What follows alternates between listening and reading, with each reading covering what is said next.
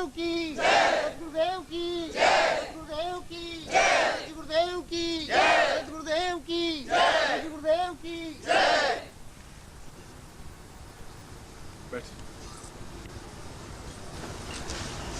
इस स्थान पर बैठ जाना आप।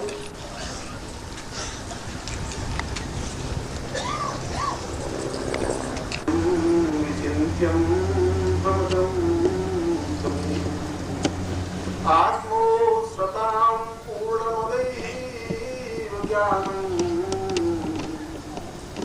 गुरुवै प्रबन्धं गुरुवै।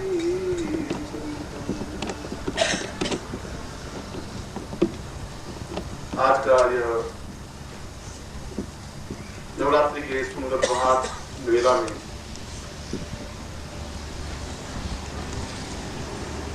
शंकराचार्य की इस वाणी के साथ मैं अपने आत्मवचन को प्रारंभ कर रहा हूं। इस श्लोक में कुछ ऐसे महत्वपूर्ण प्रश्न उठाए हैं शंकराचार्य ने, जो उसके जीवन के दर्द है और जीवन की समस्याएं हैं, जीवन की बाधाएं हैं, उनके जीवन की एक अड़चन है। अड़चन और सन्यासी जीवन में तो रह ही नहीं सकती, संभव नहीं है। सन्यासी का तात्पर्य न्यास, छोड़ देना, त्याग कर देना, अपने पास में कुछ भी नहीं रखना। महावीर उच्च कोटि के नहीं, अद्वितीय सन्यासी थे जिन्होंने लंगोट तक भी नहीं रखी।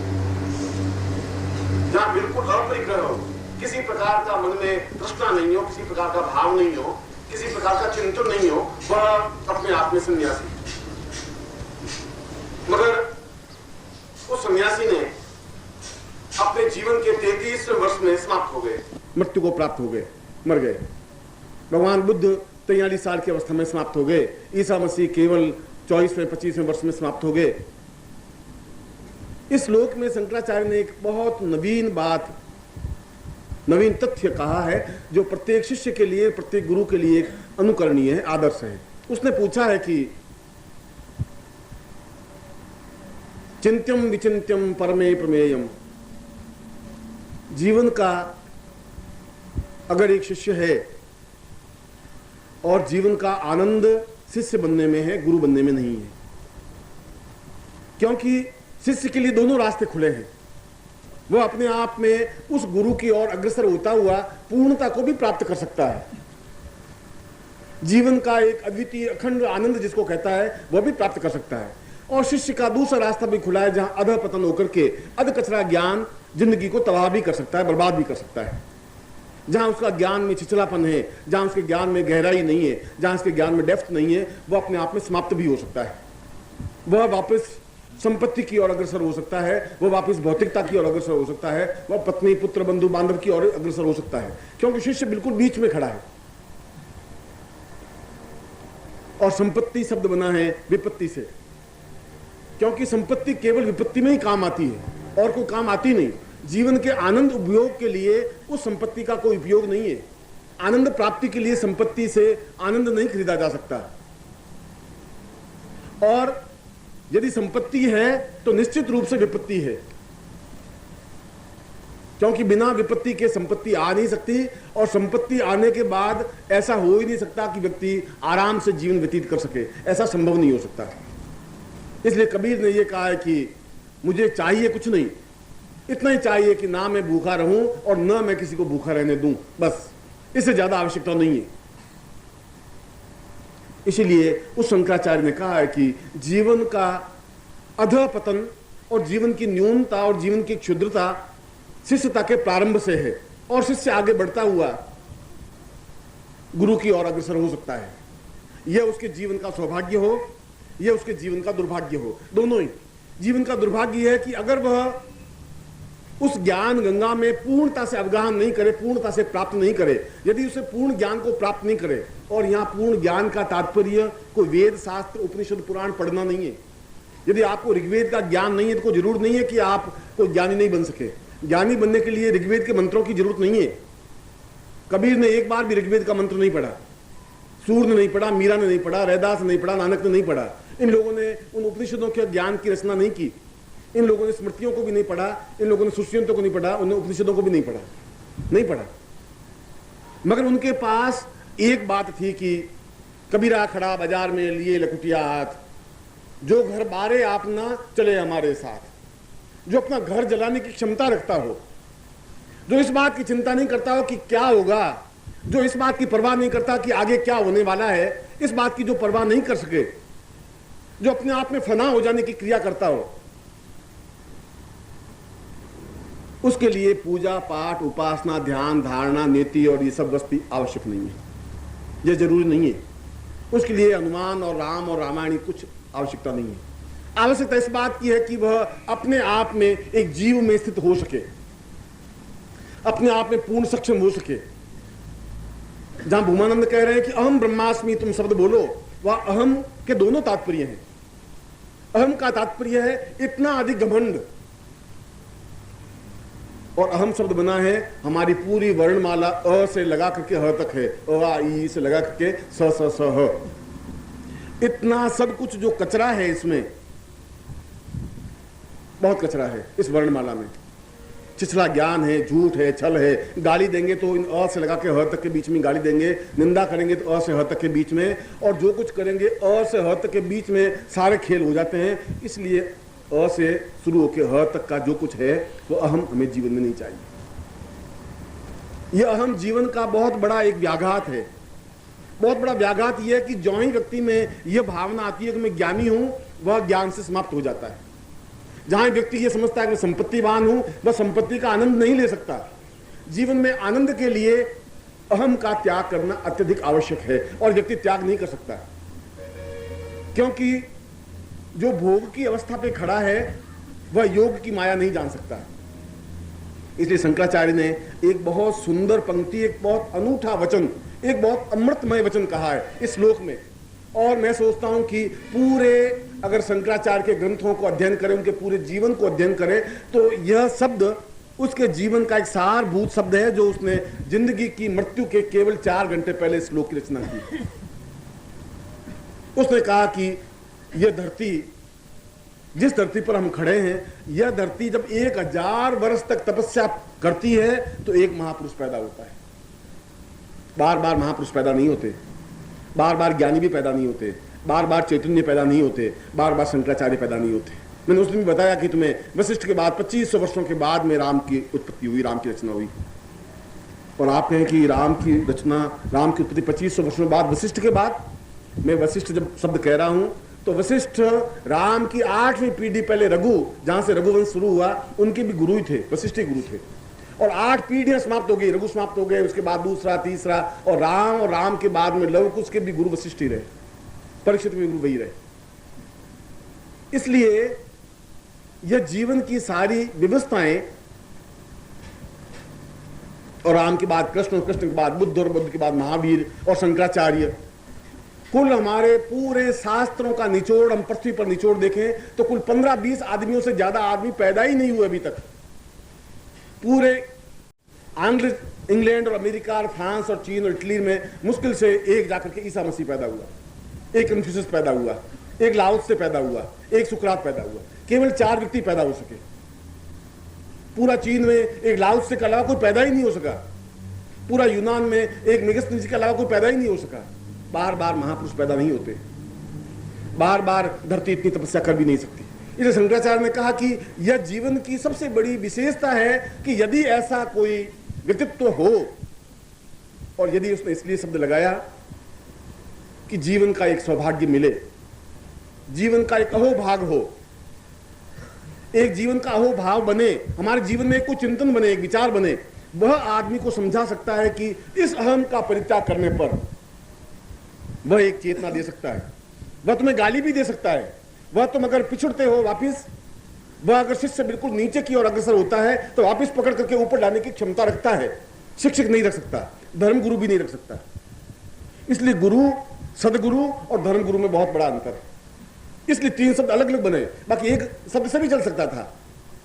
धर्म गुरु तो केवल तुम्हें सत्यानाश करने के लिए बने, जो तुम्हें बर्बाद कर देंगे, और बर्बाद कर दिया है। पूरा संसार यदि संत्रस्त है, दुखी है, तो धर्म गुरुओं की वजह से है। क्योंकि उस धर्म गुरुओं ने कहा कि नहीं, तुम हिंदू हो, कुरान अपने घर में नहीं रख सकते, तुम कुरान नहीं पढ़ सकते, तुम जामा मस्जिद में जाकर के वजू नहीं कर सकते, नमाज नहीं पढ़ सकते, तुम बुद्ध के धम्मपद को नहीं पढ़ सकते। तुम्हें केवल गीता को बार बार पढ़ना, उस 18 अध्याय को एक से लेकर के बार बार, हे अर्जुन ऐसा कर, हे अर्जुन ऐसा कर, 25वें बार भी हे अर्जुन वैसा कर वैसा कर। धर्मगुरु ये कहते हैं। और धर्मगुरु ये कहते हैं कि तुम केवल इस गंगा जल में स्नान करते रहो और फिर डुबकी लगाओ, फिर बाहर निकलो, ये करो। इसके अलावा उनके पास कुछ नहीं है। उनके पास केवल पाखंड है, वो तुम्हें पाखंड दे सकते हैं। उनके पास केवल छल है, उनके पास केवल शब्द जाल है, वो तुम्हें शब्द जाल दे सकते हैं, तुम्हें मुक्त नहीं कर सकते। तुम्हें बार बार ग्रस्त की ओर अग्रसर करेंगे, बार बार उसमें तुम्हें फंसाएंगे, बार बार भोग की ओर प्रवृत्त करेंगे। चाहे आप गीता पढ़ लीजिए, चाहे रामायण पढ़ लीजिए, चाहे महाभारत पढ़ लीजिए, उन सारों में एक ही तथ्य बार बार स्पष्ट उल्लेख है कि यह युद्ध हुआ नारी की वजह से हुआ। रामायण बनती नहीं बेचारी। अगर सीता नहीं होती और सीता का हरण नहीं होता और ये स्त्री नहीं बनती तो रामायण की रचना होती नहीं। न रावण आता, न सीता को उल्ट जाता, न रावण को मारते, न राम जी को दुख होता, न इतनी 4000 दिन प्रश्नों का ये बनता। सारा 4000 पृष्ठ इसलिए तुलसीदास जी को रंगने पड़े कि सीता बेचारी पैदा हो गई गलती से। और अगर द्रौपदी नहीं होती तो महाभारत तो होता ही नहीं। 18 दिन तक क्यों लड़ते, क्यों युद्ध करते? इसलिए उन्होंने कहा कि नहीं, सीता का मुंह देखना जरूरी नहीं, द्रौपदी का नाम लेना ठीक नहीं, बस तुम भगवान का भजन करो, राम राम करने के अलावा कुछ नहीं। ये धर्मगुरु। इसलिए मैंने कहा कि जहां तक तुम्हें धर्मगुरु मिले वहां बचने की जरूरत है। धर्म तो जो धारण करने की शक्ति है, जो तुम धारण कर सकते हो, धार्यति स्वधर्म, जो तुम धारण कर सको। अगर मानवता का धर्म धारण कर सको तो मानवता तुम्हारा धर्म है। अगर चैतन्यता प्राप्त कर सको, अगर अपने हृदय को विकसित कर सको तो वह तुम्हारा धर्म है। धर्म को हिंदू ये संप्रदाय है, ये धर्म नहीं है। जिनको तुम धर्म शब्द से उपस्थित कर रहे हो वह धर्म नहीं है। इसलिए ऋग्वेद में कहीं हिंदू शब्द नहीं आया है, यजुर्वेद में नहीं आया है, उपनिषदों में कहीं नहीं आया है, न मुस्लिम संप्रदाय आया है, न हिंदू संप्रदाय आया है, न बौद्ध धर्म संप्रदाय, न चैतन्य संप्रदाय, कुछ नहीं आया है। उन ग्रंथों में नहीं है। ये हमने बाद में अपने आप के कटघरों में बंद कर दिया, और जहां हमने बंद कर दिया वहां हमारा ज्ञान समाप्त हो गया, वहां आगे पढ़ने की श्रुति खत्म हो गई। मैं कुरान नहीं पढ़ूंगा तो कैसे मुझे मालूम पड़ेगा कि इस्लाम क्या चीज है, और नहीं समझ में आएगा तो मैं कैसे तुलना कर सकूंगा कि इस हिंदुत्व में इस्लाम में क्या अंतर है। अगर मैं धम्मपद नहीं पढ़ूंगा तो बुद्ध को मैं कैसे समझूंगा, और बुद्ध को नहीं समझूंगा तो एक बहुत बड़े ज्ञानी से मैं वंचित हो जाऊंगा। फिर पृथ्वी ने जो 1000 साल तपस्या करके बुद्ध को पैदा किया, वह पृथ्वी 1000 साल तपस्या बेकार गई उस पृथ्वी की।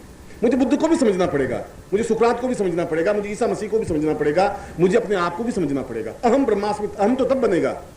इसलिए अहम का दूसरा शब्द है कि मैं अपने आप को समझूं। उस अहंकार को छोड़ करके जब मैं अपने आप को समझूंगा, और संसार में सबसे कठिन क्रिया अपने आप को समझने की है। हम दूसरों को आसानी से समझ लेते हैं, क्यों? उनके प्रति हमारी धारणा बन जाती है।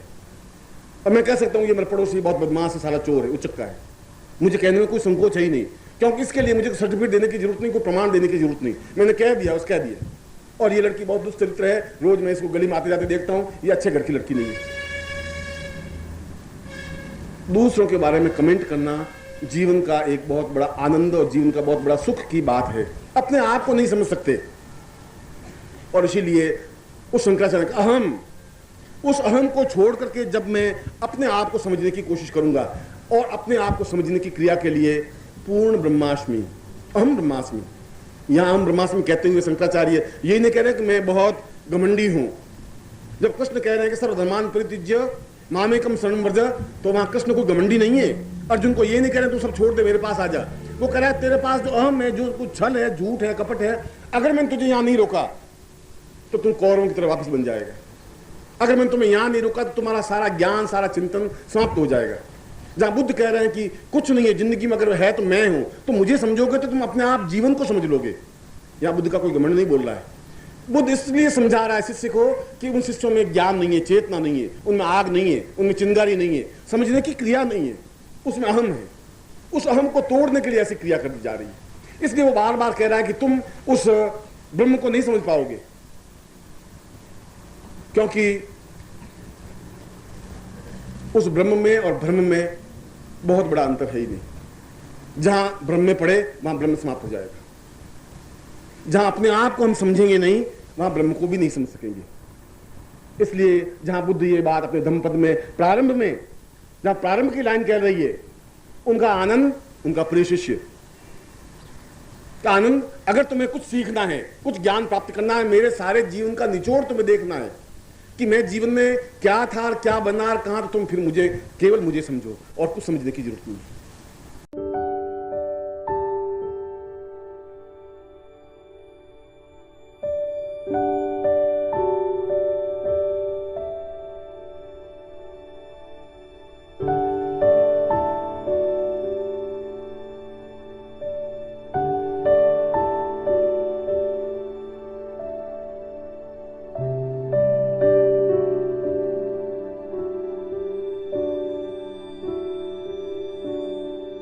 इसलिए उनमें एक करुणा है, इसलिए उनमें एक ममता है, एक स्नेह है, एक अटैचमेंट है, एक प्यार है। और इसीलिए धर्मगुरुओं ने इन सारे तथ्यों को समाप्त कर दिया और हमारा जीवन एक जड़ बन गया। क्यों जड़ बन गया? हमें क्यों नहीं चेतना पैदा हुई? हम ऋषियों की संतान, वशिष्ठ और विश्वामित्र की संतान, और हम जड़ बन गए, बिल्कुल एक पंगु बन गए। इसलिए बन गए कि हमारे ऊपर एक प्रहार किया गया, उन धर्मगुरुओं ने प्रहार किया। हमारे जीवन की, आज मुझे एक पत्र लिखा, उसने लिखा कि क्या हम स्त्रियां ओम शब्द का उच्चारण कर सकती हैं, और क्या हम स्त्रियां महावीर की उपासना कर सकती हैं, और क्या हम हनुमान चालीसा का पाठ कर सकती हैं। किसी महिला ने लिखा, और वो बेचारी को गलत नहीं लिख रही थी, क्योंकि धर्मगुरुओं ने कहा कि तुम हनुमान जी के पास नहीं जा सकती, हनुमान जी के सामने नहीं बैठ सकती। हनुमान जी इतने कायर बुज़दिल हैं कि तुम जाती हनुमान जी भाग जाएंगे, क्या हो जाएगा हनुमान जी को, तकलीफ क्या हो जाएगी। जब मैं नहीं भाग सकता तुम्हें देख करके, तो हनुमान जी तो मुझसे ज्यादा ताकतवान होंगे, ज्यादा क्षमतावान होंगे। उन्होंने तो पूरा द्रोणाचार्य पर्वत को उठा दिया था, फिर क्यों घबरा रहे हैं हनुमान जी तुम्हारे पास जाने से। पर धर्मगुरु के नहीं, अगर तुम चली गई, अगर स्त्री शिक्षित हो गई, तो उनका स्वयं का अहम समाप्त हो जाएगा। उन धर्मगुरुओं का जो अहम है, जो ईगो है, जो उनका, और ये सारे ज्ञान के ग्रंथ, जो धर्म ग्रंथ, मैं वेद पुराण की बात नहीं कर रहा हूं, ये जितने धर्म ग्रंथ लिखे गए सब पुरुषों ने लिखे, स्त्रियों ने बेचारे लिखे, पुरुषों ने लिखे। तो पुरुषों ने अपना एकाधिपत्य स्थापित करने के लिए पूरे भारतवर्ष की 1 अरब जनसंख्या का 50% तो बिल्कुल त्याज्य कर दिया कि नहीं, औरतें नहीं पढ़ सकती, वेद नहीं पढ़ सकती। हरिद्वार में कई ऐसे आश्रम है, वहां स्पष्ट है कि गायत्री मंत्र का उच्चारण स्त्रियां नहीं कर सकती।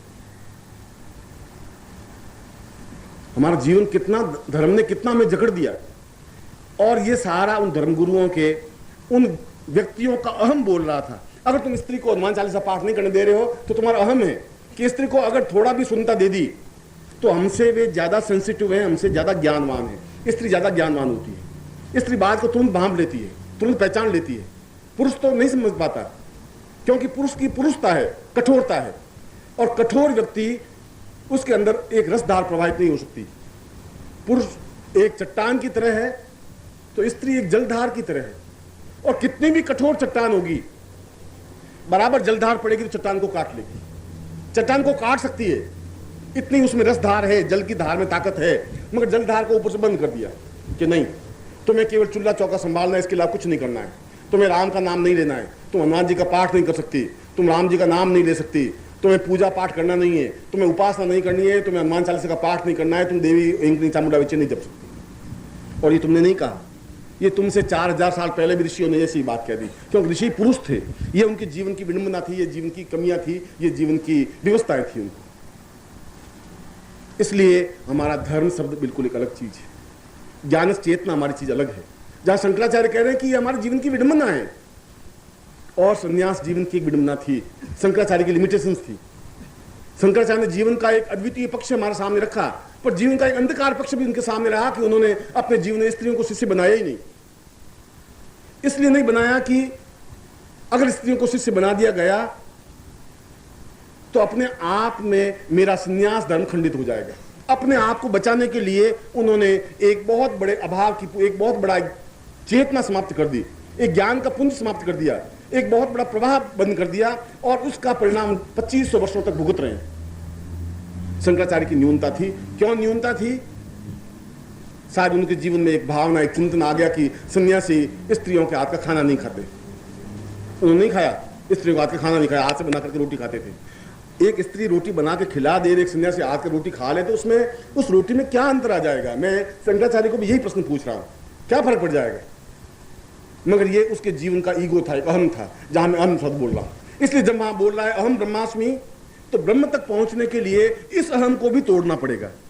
अगर ये हम नहीं तोड़ा तो फिर हम एक बार फिर अगले 2500 वर्षों तक, अगले 2000 वर्षों तक, फिर 1000 वर्ष तक पृथ्वी तपस्या करके एक और व्यक्ति पैदा नहीं कर पाएगी, फिर इस भ्रम को नहीं तोड़ पाएगी। ये भ्रम ज्यों का त्यों 1000 वर्ष तक चलाता रहेगा। इस भ्रम को तोड़ना जरूरी है, उनको इक्वलिटी देनी जरूरी है, क्योंकि एक बात तो बिल्कुल और 100% निश्चित है कि जीवन में अगर ब्रह्म की साधना करनी है, जीवन में अगर जगदम्बा के दर्शन करने हैं, जीवन में अगर उस मन पक्ष पर और आत्म पक्ष पर पहुंचना है, तो पुरुष को स्त्रियों के गुण प्राप्त करने ही पड़ेंगे।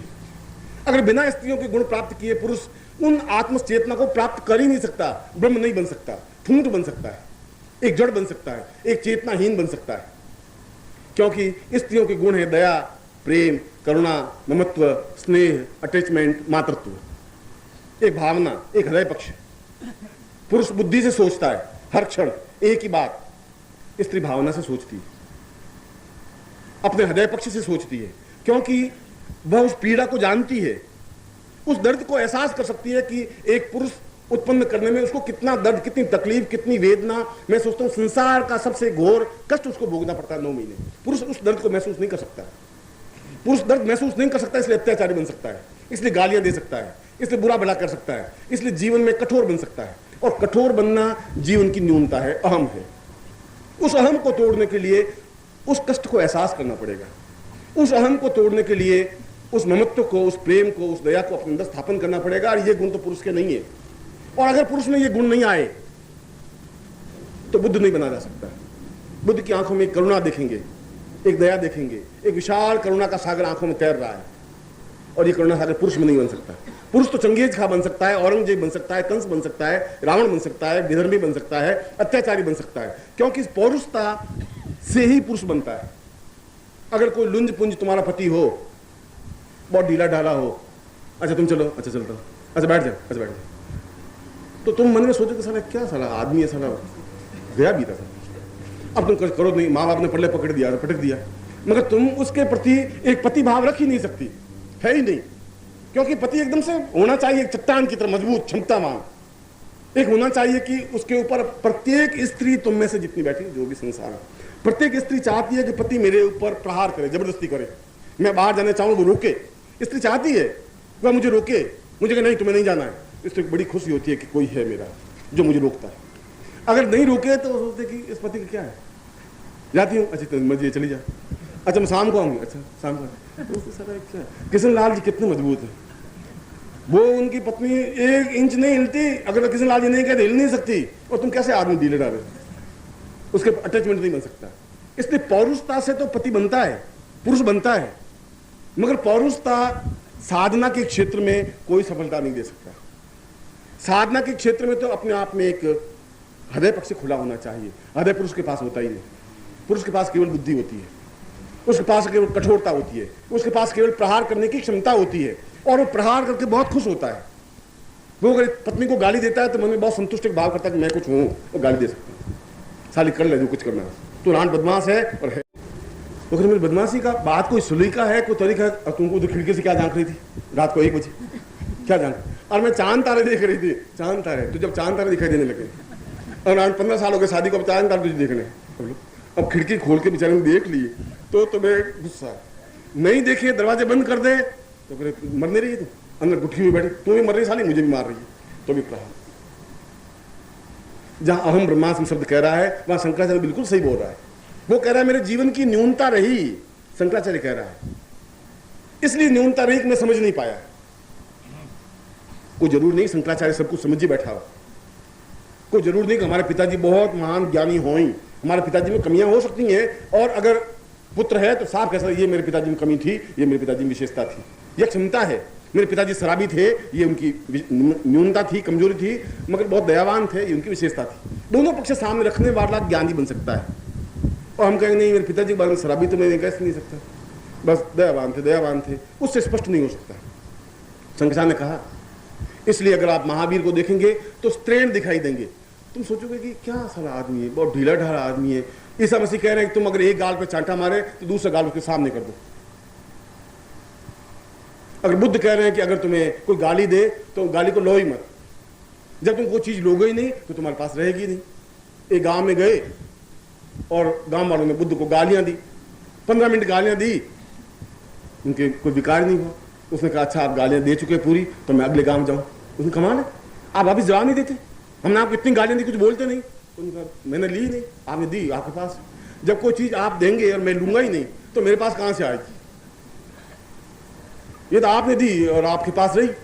आप कोई कपड़ा दे, कोई धान दे, कोई वस्त्र दे, कोई शास्त्र दे और मैं नहीं लूंगा तो किसके पास रहेगी? तो हमारे पास रहेगी।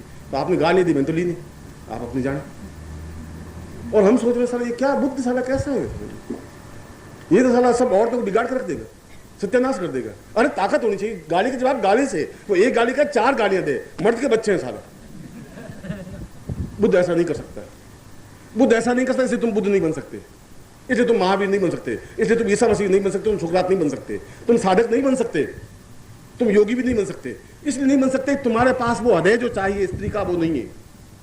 इसलिए कि हमारे शास्त्रों ने कहा है कि नहीं, तुम ताकतवान हो, तुम मर्द हो, तुम अत्याचार करोगे। और हमारे श्रीमालियों में अब तो युग बहुत बदल गया है। जब मैं छोटा था तब मैं 9 साल की उम्र में मेरी शादी कर दी, रजिस्टर्ड कि चलो। और उस जमाने में आज से 50 साल पहले, और मेरे समाज नहीं प्रत्येक समाज की बात है, वहां कहता है कि बस जो औरत को रोज सुबह उठे 2 जूते लगाए और 2 शाम को लगा दे, वो मर्द। और मुझे मेरे काका जी कहते हैं कि साला तू इंजड़ा है, साला कुछ नहीं करता। अरे 2 जूते नहीं लगा सकता, किशन लाल ने लगाए, कितना मर्द, एमराज ने लगाए, कितना मर्द, उसने लगाए, और तू साला कुछ नहीं कर सकता। और मुझे कसमसाहट होती, साला मैं कैसे नहीं लगा सकता, सब लगा सकते हैं, तो औरत को लगा ही सकते। हमारी परंपरा ऐसी बन गई, एक विडंबना ऐसी बन गई, हमारे जीवन की न्यूनता ये बन गई, ये हमारी क्षुद्रता है, ये हमारी कमी है। कमजोर आदमी गाली देता है, कमजोर आदमी क्रोध करता है।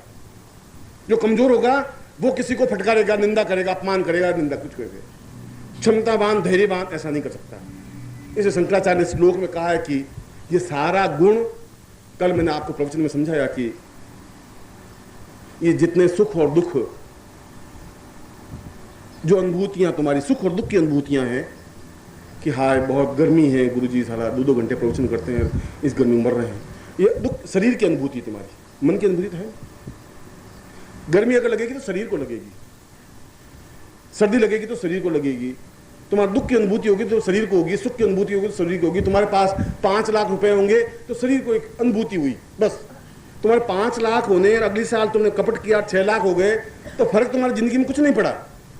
वो उतने बैंक में जाकर के जमा हो गए या ब्लैक मनी जमा हो गए। तुम्हारे पास 5 लाख में और 6 लाख में डिफरेंस कुछ नहीं आया। कपड़े उतने ही 4 के 4 पहन रहे हो, रोटियां वही 2 की 2 खा रहे हो, मक्खन फिर भी तुम नहीं खा सकते, डायबिटीज तुम्हें, ब्लड प्रेशर है, मगर एक सुख की अनुभूति है कि अब हमारे पास 6 लाख हो गए, बस। और अगर तुम मरो तो नोटों का कफन तुम्हारे ऊपर डाला नहीं जाएगा। किसी आज तक किसी व्यक्ति ने राजाओं के शरीर पर भी नोटों का 100 का नोटों का कफन बना करके नहीं सिरा कि भाई इतने बहुत पैसा कमाया है, इस नोटों का कफन डालें, वैसा नहीं डाल सके। हम केवल अपने ही भ्रम में दूसरों को किस प्रकार से क्या कहें इसी चिंतन में रहे। एक सेल टैक्स ऑफिसर, कहां गए तुम? एक सेल टैक्स ऑफिसर किसी के बही खाते जांच कर रहा था। यमदूत तो हैं, भारतवर्ष में ये सशरीर जिंदा है। आप लोगों में से कई लोगों ने उनके दर्शन किए होंगे, नहीं करें तो कर सकते हैं।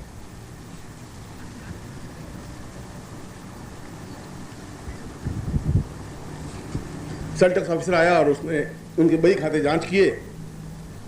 बही खाते जांच करते करते करते लास्ट पन्ने पर पहुंचा तो उसने लिखा कि 3000 के बिस्किट लाकर के कुत्ते को खिलाए। उसने कहा बहुत बदमाश, 3000 के बिस्कुट कुत्ते को खिलाए? तुम मुझे फ्रॉड कर सकते हो, तुम मुझे छल करते हो साले। बिस्कुट को खिलाए जाते हैं, कुत्ते को खिलाए जाते हैं, और तुम्हारे कुत्ते ने 3000 के बिस्कुट खाए, क्या है? उनका साहब अब इस कुत्ते की जगह आपका नाम लिखता तो आपकी बदनामी होती, मेरी भी बदनामी होती। अब भाई खाता मैं क्या लिखता, मैं आपको 3000 रुपये तो दिए, अब मैं क्या करता और क्या करता हूं, लिखना पड़ा। अब आपको तो मैं ये कुत्ता सब काट लेता हूँ, आपका नाम लिख देता हूँ, जैसा आप खुश हो वैसा करने को तैयार। आदमी व्यवस्था है, मजबूरी है, क्या कर सकता है। इसलिए वो कह रहे अहम ब्रह्मास्मि, उस ब्रह्म को प्राप्त करने के लिए तुम्हें इस देह से ऊपर उठना पड़ेगा। मैं तुम्हें कल भी अपने प्रवचन में समझाया कि जहां देह तत्व से ऊपर उठ जाता है आदमी, देह तत्व से आगे की ओर अग्रसर हो जाता है, वहां मन तत्व समझ में आ जाता है। देह और मन में डिफरेंस इतना ही है। और मन के माध्यम से, जहां मन है वहां स्त्रैण है, जहां मन है वहां दया है, वहां प्रेम है, वहां करुणा है, वहां स्नेह है, वहां अटैचमेंट है, वहां अस्तित्व है। अस्तित्व है वहां हृदय पक्ष है। तुम में वे गुण हो, पुरुष में अगर वे गुण आते हैं तो महापुरुष बन जाता है, बुद्ध बन जाता है, महावीर बन जाता है, ईसा मसीह बन जाता है, सुकरात बन जाता है, शंकराचार्य बन जाता है। मगर यदि स्त्री में पुरुष के गुण आ जाएं तो चंडिका बन जाती है। पूर्ण दर्शन करने हो जगदम्बा के, यहां करो या घर में करो, एक जैसी। बोल साले आप, अब तुम सोचो जगदम्बा में उसमें क्या फर्क पड़ा। पुरुष के गुण स्त्री में नहीं आने चाहिए और आते हैं। अधिकतर पुरुषों के गुण स्त्रियों में ही है। मेरा अनुभव तो ऐसा ही रहा है। जिनके घर में शादी हुई उसमें पुरुष के गुण आने शुरू हुए, 2-3 साल बाद तो उसमें पूर्ण पुरुष के गुण आ जाते हैं। इसलिए शंकराचार्य जो कह रहा है कि मन की चिंतन पर विचार करने से साधना पक्ष प्रबल होता है। मन के चिंतन पर, देह तत्व पर नहीं। ये जितनी भोग है, जितनी विषय वासनाएं हैं, जितनी कमियां हैं, जितनी हमारी न्यूनताएं हैं, ये जो कुछ है बस देह तत्व पर ही है। देह तत्व से जिस दिन परे हट जाएंगे हम। कल भी मैंने बुद्ध का एक उदाहरण देकर तुम्हें समझाया कि जिस क्षण आदमी ये सोच लेता है कि मृत्यु तो मेरी है ही, 14 दिन बाद मेरी मृत्यु है, जिस क्षण ये सोच लेता है फिर वो कुछ गलतियां नहीं करता। जिस दिन उसको मालूम पड़ा कि 14 दिन बाद मेरी मृत्यु है तो जितने उसके शत्रु थे वहां जाकर प्रणाम करके आया, भैया आप जा रहे हैं, 14 दिन बाद मर जाएंगे, मैं आपको प्रणाम करता हूँ, गलती हुई तो आप माफ कर देना। पड़ोसियों को माफी मांगी, एक्स को माफी मांगी, वाई को माफी मांगी, खाना पीना छोड़ दिया, घी खाना छोड़ दिया, सब कुछ नहीं है, ये संसार असार है, इस संसार में कुछ नहीं है। आदमी ऐसा रहे वह देह तत्व से परे हटेगा। ऐसा रहे कि हम जीवन में हूं और काम करना है, कर्तव्य करना है, इस कर्तव्य को आगे बढ़ाना है, ऐसा भावना रखे और मनस्थिति पर पहुंचे। और मनस्थिति पर पहुंचे और मन की उन वृत्तियों में, ये सब वृत्तियां जो दया है, ममता है, करुणा है, स्नेह है, प्रेम है, ये सब मन की वृत्तियां हैं। देह की वृत्तियां तो है ही नहीं। देह की वृत्तियां तो सुख की अनुभूति और दुख की अनुभूति है। अब मन की वृत्तियों में आप पौरुषता ला सकते हैं, अत्याचारपन ला सकते हैं, झूठ ला सकते हैं, छल ला सकते हैं। ये सब मन की वृत्तियों को आप हावी हो सकते हैं अपने ऊपर। और जब आपके मन की भावनाएं उस रूप में बन सके जहां आप लोगों में स्त्रीत्व आ सके, जहां आप लोगों में ये सद्गुण जो संचारी भाव, 33 संचारी भाव कहें, ये दया, करुणा, प्रेम, स्नेह, कुल मिलाकर के 33 है, घृणा भी, अपमान भी, इनके आने से ही वो मन तत्व पर विजय जब प्राप्त की जाती है तब उसको ब्रह्म का चिंतन स्पष्ट होता है। ब्रह्म क्या है? ब्रह्म तो मैं क्या बन रहा हूं वह ब्रह्म। अहम ब्रह्मास्मि का मतलब ये है, मैं क्या बन रहा हूं? मैं बन रहा हूं कि मेरी आंखों में करुणा व्याप्त है। मैं ऐसा बन रहा हूं कि लोग गालियां दे रहे हैं, मेरे ऊपर कोई फर्क नहीं पड़ता। भाई तुमने गाली दी, तुम्हारी बहुत, फिर भी तुम्हारी अहोभाग है कि तुमने मुझे गाली दी, कुछ दिया, मैं तुम्हारा एक आभारी हूं कि गाली तो दी तुमने। जब ये भावना आती है, इस भावना की क्रिया को ब्रह्म कहा गया है। ऐसा चिंतन जहां आदमी का चिंतन बन सके, जहां आदमी दूसरों की मदद करने की अपने आप क्रिया बन जाएगी, यहां वो धर्म से फिर हट जाएगा, इन संप्रदायों से हट जाएगा। उसके लिए फिर कोई मुसलमान आएगा तब उसके अंदर कोई अंतर नहीं आएगा, ईसाई आएगा तो कोई अंतर नहीं आएगा, बौद्ध आएगा तो कोई अंतर नहीं आएगा, क्योंकि अपने आप उन वृत्तियों से ज्ञान की चेतना जागृत होगी। धर्म की चेतना जागृत होने की जरूरत नहीं है। धर्म ने तो हमने जकड़ा है। धर्म तो जैन ग्रंथों में साफ लिखा है कि कृष्ण भगवान, ये कृष्ण तो है ही नहीं, बहुत पाखंडी अत्याचारी लाइन साफ साफ लिखी हुई है। कृष्ण को जितनी गालियां जैन ग्रंथों में दी उतनी तो कहीं दी नहीं। और ये साथ में नरक में पड़ा है जो निकल नहीं सकता, जिंदगी पर निकलेगा नहीं। जैन ग्रंथों में दूसरे लाइन में लिखा है कि भूल करके भी इस महावीर स्वामी के धर्म को मानने वाले को इस मंदिर के पास में से निकलना नहीं चाहिए। और आपको मालूम होना चाहिए कि महावीर स्वामी ने जैन धर्म नहीं चलाया। महावीर स्वामी जैन नहीं थे। महावीर स्वामी के बाद के लोगों ने जैन धर्म को प्रारंभ किया। वो खुद जैन थे ही नहीं, उन्होंने तो चिंतन दिया, एक विचार दिया। जो उन्होंने विचार दिया उस विचार को हम समझे नहीं। उन्होंने कहा कि हम जीवन में अपरिग्रह रहें, संयमित रहें, भूखे रहें, और हमने जबरदस्ती उस व्यक्ति को भूखा मार करके मारने की क्रिया कर दी। हमने शेर सुंदरदास जी को कहा कि नहीं, तुम 7 दिन तक संतारा लोगे, जबरदस्ती भूखे मरोगे। हमने जबरदस्ती मार करके महावीर स्वामी बनाना शुरू कर दिया। ये हमारे धर्म की, ये जहां धर्म बना, महावीर स्वामी के बाद में जो धर्म बना, वो धर्म अपने आप में विकृतियां लेके पैदा हुआ। उनमें कुछ अच्छे गुण थे। महावीर स्वामी ने जो चिंतन कहे वे अच्छे गुण थे, उनको इतना करुणा और दयावान होते हुए भी उसको महावीर कहा गया। वीर वह होता है जिसमें ताकत प्रेम की, दया की, करुणा की ताकत होती है, वह वीर बन सकता है। ऐसा चिंतन लेकर के जो चल सकता है वो ब्रह्म बन सकता है। तब ब्रह्म अस्मि ही अहम, मैं उस अहम को छोड़ करके और उस पूर्ण उन वृत्तियों को जो 33 वृत्तियां उनको अपने हृदय में स्थापित करता हुआ मैं स्वयं जो कुछ जैसा बनूंगा और तुम बनोगे बुद्ध की तरह। तुम रावण तो बन ही नहीं सकते। जब तुम्हें अंदर प्रेम का जागरण होगा तब तुम रावण नहीं बन सकते। रावण बनने के लिए बिल्कुल एक दूसरा गर्भ चाहिए। प्रत्येक माँ रावण जैसा गर्भ नहीं धारण कर सकती। प्रत्येक माँ रावण को पैदा नहीं कर सकती। प्रत्येक माँ कंस को भी पैदा नहीं कर सकती। एक लुलपुंज को पैदा कर सकती है, एक छोटे मोटे क्षुद्र जीव को तो पैदा कर सकती है। रावण को पैदा करने के लिए बहुत फोर्स चाहिए, ताकत चाहिए माँ को। बुद्ध को पैदा करने के लिए भी माँ को बहुत ताकत चाहिए। ऐसा गर्भ अपने आप में बहुत क्षमतावान होना चाहिए, जिसकी खुद की कोई तपस्या हो, आधार हो, बेस हो। और तपस्या शब्द बना है केवल गुरु के चिंतनों को अपने आप में उतारने की क्रिया से। तपहम सपूर्वा सा तपस्या है। जो उनके चिंतनों को अपने आप में उतार सके वह तपस्या है, वह तप है। जो अपने ताप को अपने ऊपर झेल सके, क्रियात्मक पक्ष ले सके, वह तपस्या है। ऐसा गर्भ जहां आज से केवल 3000 वर्ष पहले जो 21 महीने का गर्भ धारण कर सकती थी मां, 21 महीने में संतान पैदा हो सकती थी और अपने आप में एक परिपक्व, एक ज्ञानी, एक चिंतक, एक अद्वितीय। मुझे बहुत आश्चर्य होता है कि उस समय वशिष्ठ और विश्वामित्र के टाइम में जितने बालक पैदा हुए, वशिष्ठ बने, कोई विश्वामित्र बने, कोई गर्ग बने, कोई उद्दालक बने, कोई अत्रि बने, कोई कणाद बने, पुलस्त्य बने, उसके बाद परंपरा लुप्त हो गई। क्या कारण हो गया? इसलिए कारण लुप्त हो गया कि नारीत्व में पुरुषत्व आ गया। वो एक पायलट तो बन सकी, वो युद्ध में भाग लेने वाली तो बन सकी, वो कंप्यूटर में काम करने वाली बन सकी, वो व्यापार करने वाली तो बन सकी, अस्तित्व समाप्त कर दिया। जो पुरुषों के संपर्क में आई उसका जो एक क्षमा भाव था, एक कारुण्य भाव था, वो खत्म हो गया। अगर चंदन के संगति में आएंगे तो हम चंदनवान बनेंगे, सुगंधवान बनेंगे, मगर यदि हम विश्व के संगति में आएंगे तो हम भी विश्ववान बन जाएंगे। इस नारी की संगति में आके पुरुष तो कुछ अच्छा चिंतन लिया, पर नारी स्वयं अपने आप में पौरुषवान बन गई, कठोर बन गई। यदि आप जो एनसीसी में भाग लेने वाली लड़कियां हैं, शादी करने के बाद यदि आपको उसकी चाल देखें तो कालिदास ने जो कुछ चाल लिखा है वो तो चाल है ही नहीं। कालिदास ने स्त्री की चाल को हंसनी की कहा, ऐसी जैसे हंसनी चलती है वैसी चाल होती है, और वो बिल्कुल चलती है जैसे कोई आर्मी की अफसर चलती है वैसे चलती है। वो चाल ही नहीं आ सकती उसमें, वो उसमें लोच है ही नहीं, उस शरीर में वो क्षमता होनी चाहिए, वो है ही नहीं। अगर लोच नहीं है तो उसके गर्भ में वो ताकत भी नहीं रह सकती। गर्भ में ताकत तो अपने आप में एक बिल्कुल संजो करके रखने लायक ताकत और क्षमता होनी चाहिए। इसलिए 21 महीने का गर्भ समाप्त हुआ, 20 महीने का हुआ, 18 महीने का हुआ, 16 महीने का हुआ, और आगे जाकर के सत्यनारायण की कथा में लिखा है साहब की उसके बाद 10वें मास में एक सुंदर सुशील कन्या उत्पन्न हुई। आज से 300 साल पहले सत्यनारायण की कथा लिखी गई।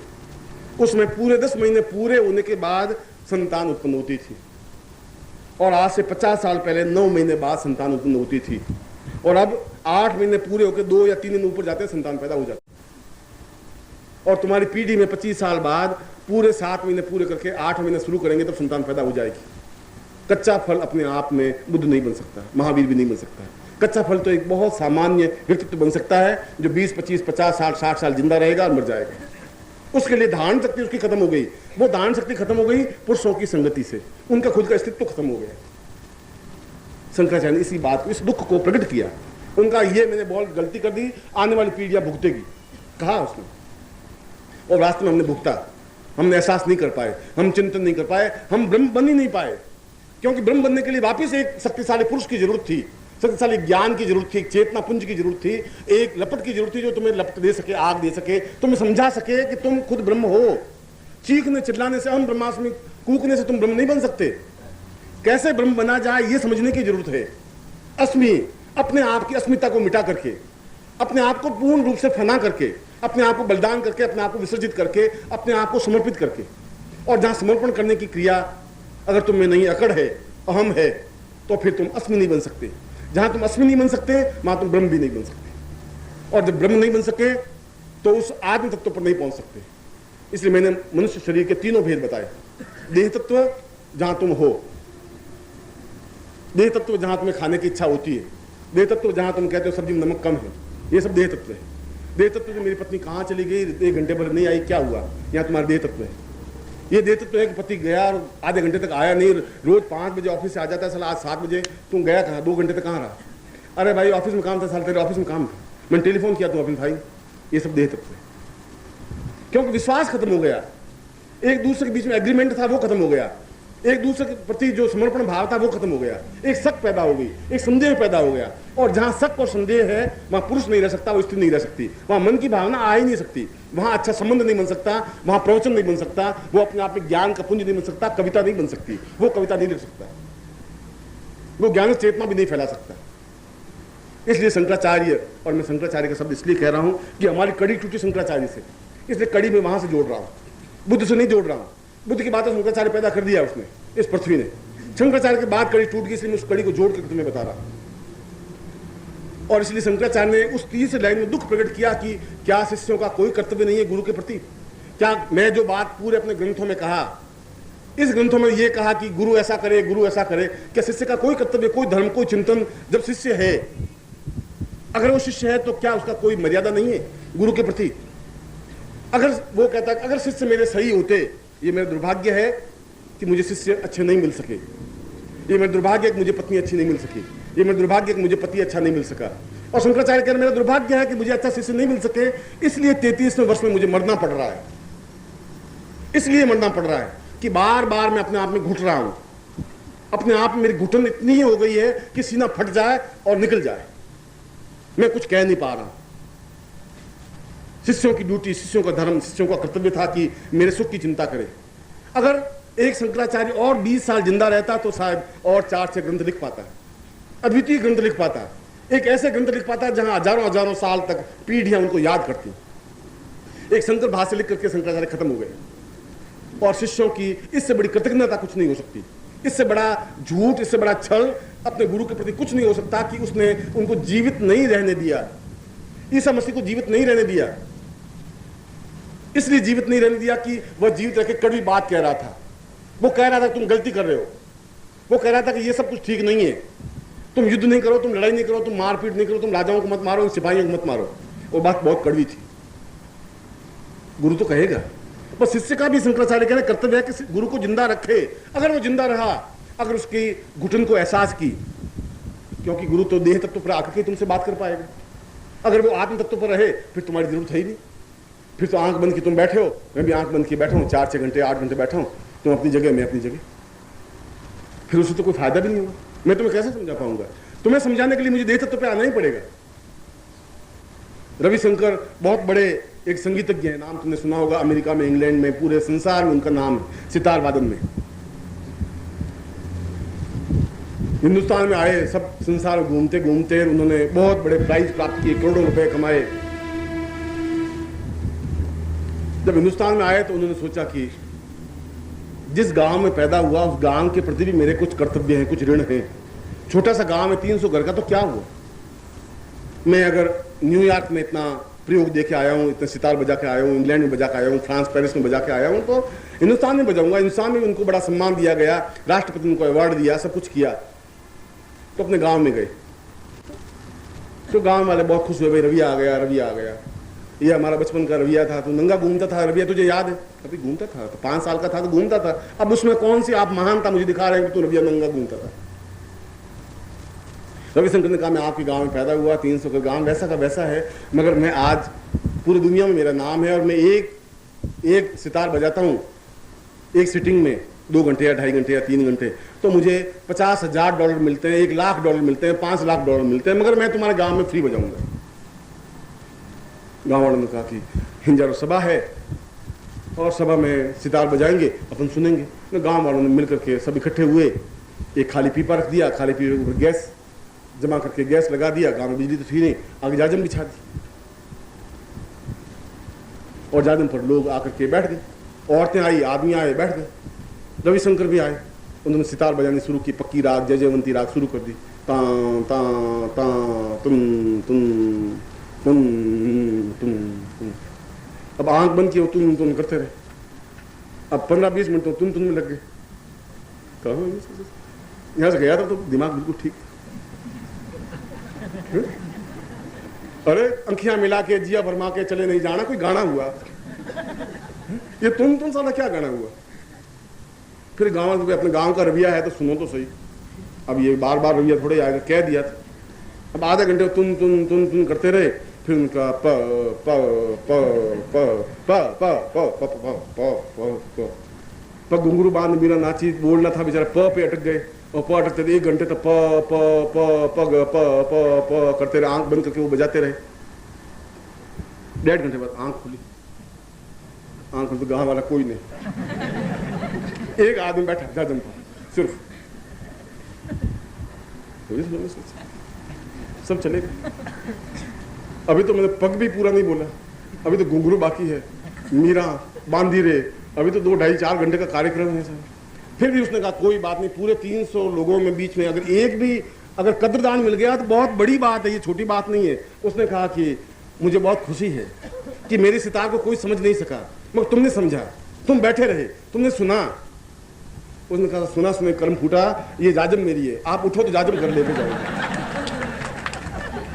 इसलिए बैठा हुआ हूं, मैं क्या करूं?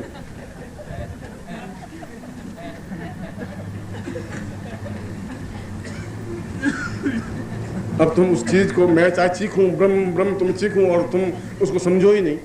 इसलिए मुझे उस ब्रह्म से और आत्मा से, मन और मन से ठेठ देह तत्व पे आके बात करनी पड़ती तुम्हें। अब तुम सोचो कि साला गुरुजी ये ब्रह्म को छोड़े तो जाएं और खाना खाएं। अब हो गया गुरुजी, ब्रह्म तो जहां आएगा तो आएगा। अपने आप में पूर्ण उस गुरु को उस देह तत्व पे आना पड़ता है।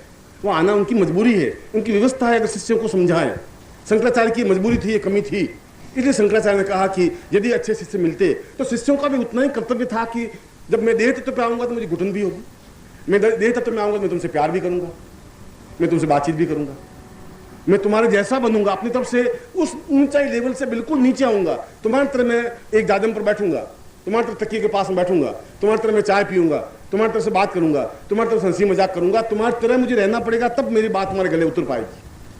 तुम्हारे जैसा बनूंगा, पानी में पानी मिल पाएगा, तेल में तेल मिल पाएगा, घी में घी मिल पाएगा। ऐसा बनना मेरी मजबूरी होगी, मगर ऐसा बनने के लिए मुझे बहुत घुटन, बहुत तकलीफ, बहुत टेंस, बहुत वेदना, क्योंकि उस आनंद को जो प्राप्त किया हुआ व्यक्ति जब यहाँ उतरता है तब उसको बहुत वेदना होती है, बहुत तकलीफ होती है, बहुत अपने आप में कष्ट उसको उठाना पड़ता है। वो अपने आप को, मन को मार करके कुछ बोलता है, कुछ कहता है। जहां मन को मारने की क्रिया होती है, जहां घुटन होती है, उस घुटन को भी शिष्य ही दूर करेंगे। गुरु के तो घुटन है, गुरु दूर कर नहीं सकता। गुरु की मजबूरी है शिष्यों के बीच में आए, और गुरु की मजबूरी है कि शिष्य को समझाए, और गुरु की मजबूरी है कि शिष्य को अपने समान बनाने के लिए प्रयत्न करे। मैं शंकराचार्य का शिष्यों का कोई कर्तव्य, कोई धर्म है ही नहीं, उनका कोई चिंतन नहीं है, उनका कोई गुरु के प्रति कोई रिस्पेक्ट नहीं है, उनके जीवन का कोई फर्ज है ही नहीं कि गुरु के प्रसन्न करने के लिए, गुरु को आनंद देने के लिए, गुरु को खुशी देने के लिए, गुरु को प्रसन्नता, हास्य और उल्लास और आनंद देने के लिए अगर शिष्य के पास कुछ नहीं है तो फिर गुरु को 32वें साल में मरना पड़ेगा, फिर 33वें साल में उनको समाप्त होना पड़ेगा, फिर वो ग्रंथ नहीं लिख पाएगा, फिर वो काव्य की रचना नहीं कर पाएगी। फिर बुद्ध अपने आप में 42 साल की अवस्था में बिल्कुल ही कहेगा कि मैं बिल्कुल हताश और निराश शिष्यों से होके जा रहा हूं। बुद्ध मरे तो उनकी आंखों में कोई उल्लास का भाव नहीं था, वो आनंद। उनका शिष्य कह रहा है कि इतना दुखी मन से तो मैंने किसी को मरते हुए देखा ही नहीं जितना बुद्ध मर रहे थे। उनकी दुख आंखों में व्याप्त थी। जिन आंखों में करुणा थी, वे करुणा अपने आप में दुख में कन्वर्ट हो गई।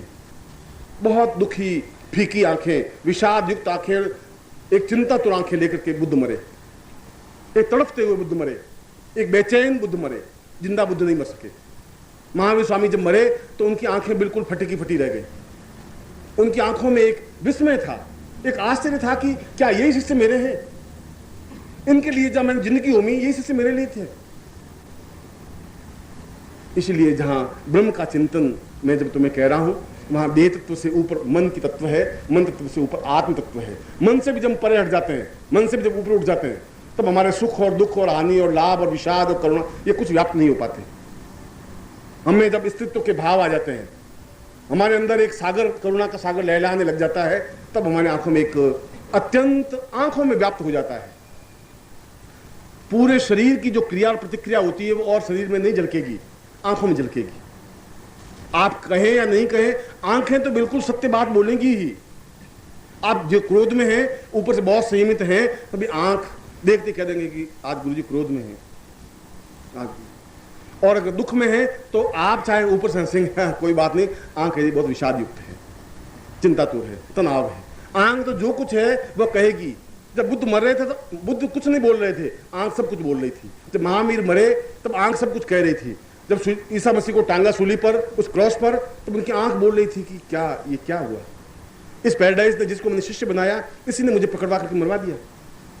एक आश्चर्य विस्मय का भाव था, और उस पैराडाइज ने आंखें बंद कर दी कि ये मेरी तरफ ताक रही है, मेरी तरफ घूर रही है। इसलिए जहां वे अहम ब्रह्मास्मि शब्द बोल रहे हैं तो हम ब्रह्म हैं। मैं जो आपको दीक्षा देने जा रहा हूं, ब्रह्मांड दीक्षा या ब्रह्म दीक्षा, उसको केवल इसलिए नहीं कि मैं केवल आपको ब्रह्म दीक्षा दे रहा हूं, मैं आपको समझा भी रहा हूं कि आप तो ब्रह्म है ही। लपट तो आप में है, आग है आप में, चिंगारी है, जगाने की जरूरत है, फूंक देने की जरूरत है, उसको एकदम ज्वाला बनाने की जरूरत है। अगर वो ज्वाला बन गई तो अपने आप में आप एक आनंद के सागर में लहलाएंगे। एक मेघ तो ऊपर आपके ऊपर लहला रहा है, एक बूंदे बरसने की जरूरत है, भीगने की जरूरत है। वसंत तो बिल्कुल आया है, मगर आप बिल्कुल दरवाजा बंद करके बैठ जाएं तो वसंत की हवा का आप आनंद नहीं ले सकते, वसंत की ससराहट को भी नहीं देख सकते, उस मोर जो बोला है उस मयूर की आवाज को भी एहसास नहीं कर सकते, उस कोयल की आवाज को भी अनसुनी कर देंगे, दरवाजे बंद करके बैठ जाएंगे। अपने शरीर के दरवाजे बंद कर दिए तो फिर आपके जीवन के पास कुछ रहेगा नहीं, कोई पूंजी नहीं आपके पास, देह तत्व से कुछ जीवन प्राप्त नहीं हो सकता। इसलिए कल मैंने आपको ब्रह्मांड दीक्षा का एक पाठ दिया।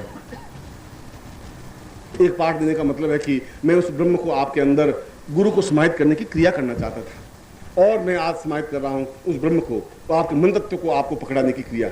मन तत्व से आगे आत्म तत्व को पकड़ाने की क्रिया। तीन ही तत्व है, चौथा कोई युग है ही नहीं, चौथी कोई धारणा नहीं है। मनुष्य, और मनुष्य के बाद एक करुणा व्याप्त ऋषि, चाहे हम उसका नाम वशिष्ठ कहें, चाहे ऋषि का नाम विश्वामित्र कहें, चाहे उसका नाम बुद्ध कहें, चाहे उसका नाम महावीर कहें, चाहे इसका नाम सुकरात कहें, जिनमें अथाह करुणा है, जहां अथाह दया है, जहां अथाह ममता है, जहां अथाह प्रेम है, जहां स्नेह है, वो भावनाएं वो तुम में आ सके तो तुम्हारा इस संसार को देखने की क्रिया एक अलग हो जाएगी। एक अपने आप में एक अजीब सी खुमारी मस्ती में रहेंगे, जैसे कबीर रहा, जैसे सूर रहा, जैसे मीरा रही, जैसे तुलसी रहे। वो खुमारी तुम में व्याप्त आसानी से नहीं हो पाएगी, देह तत्व में तो नहीं हो सकती। उस तत्व में जाने पर, और उस तत्व से जब ऊपर उठेंगे, जो मैं क्रिया आपको कराने जा रहा हूं, क्योंकि जब आप नहीं कर सके तो मैं आपके लेवल पे आके आपको उस जगह लेके चलूं।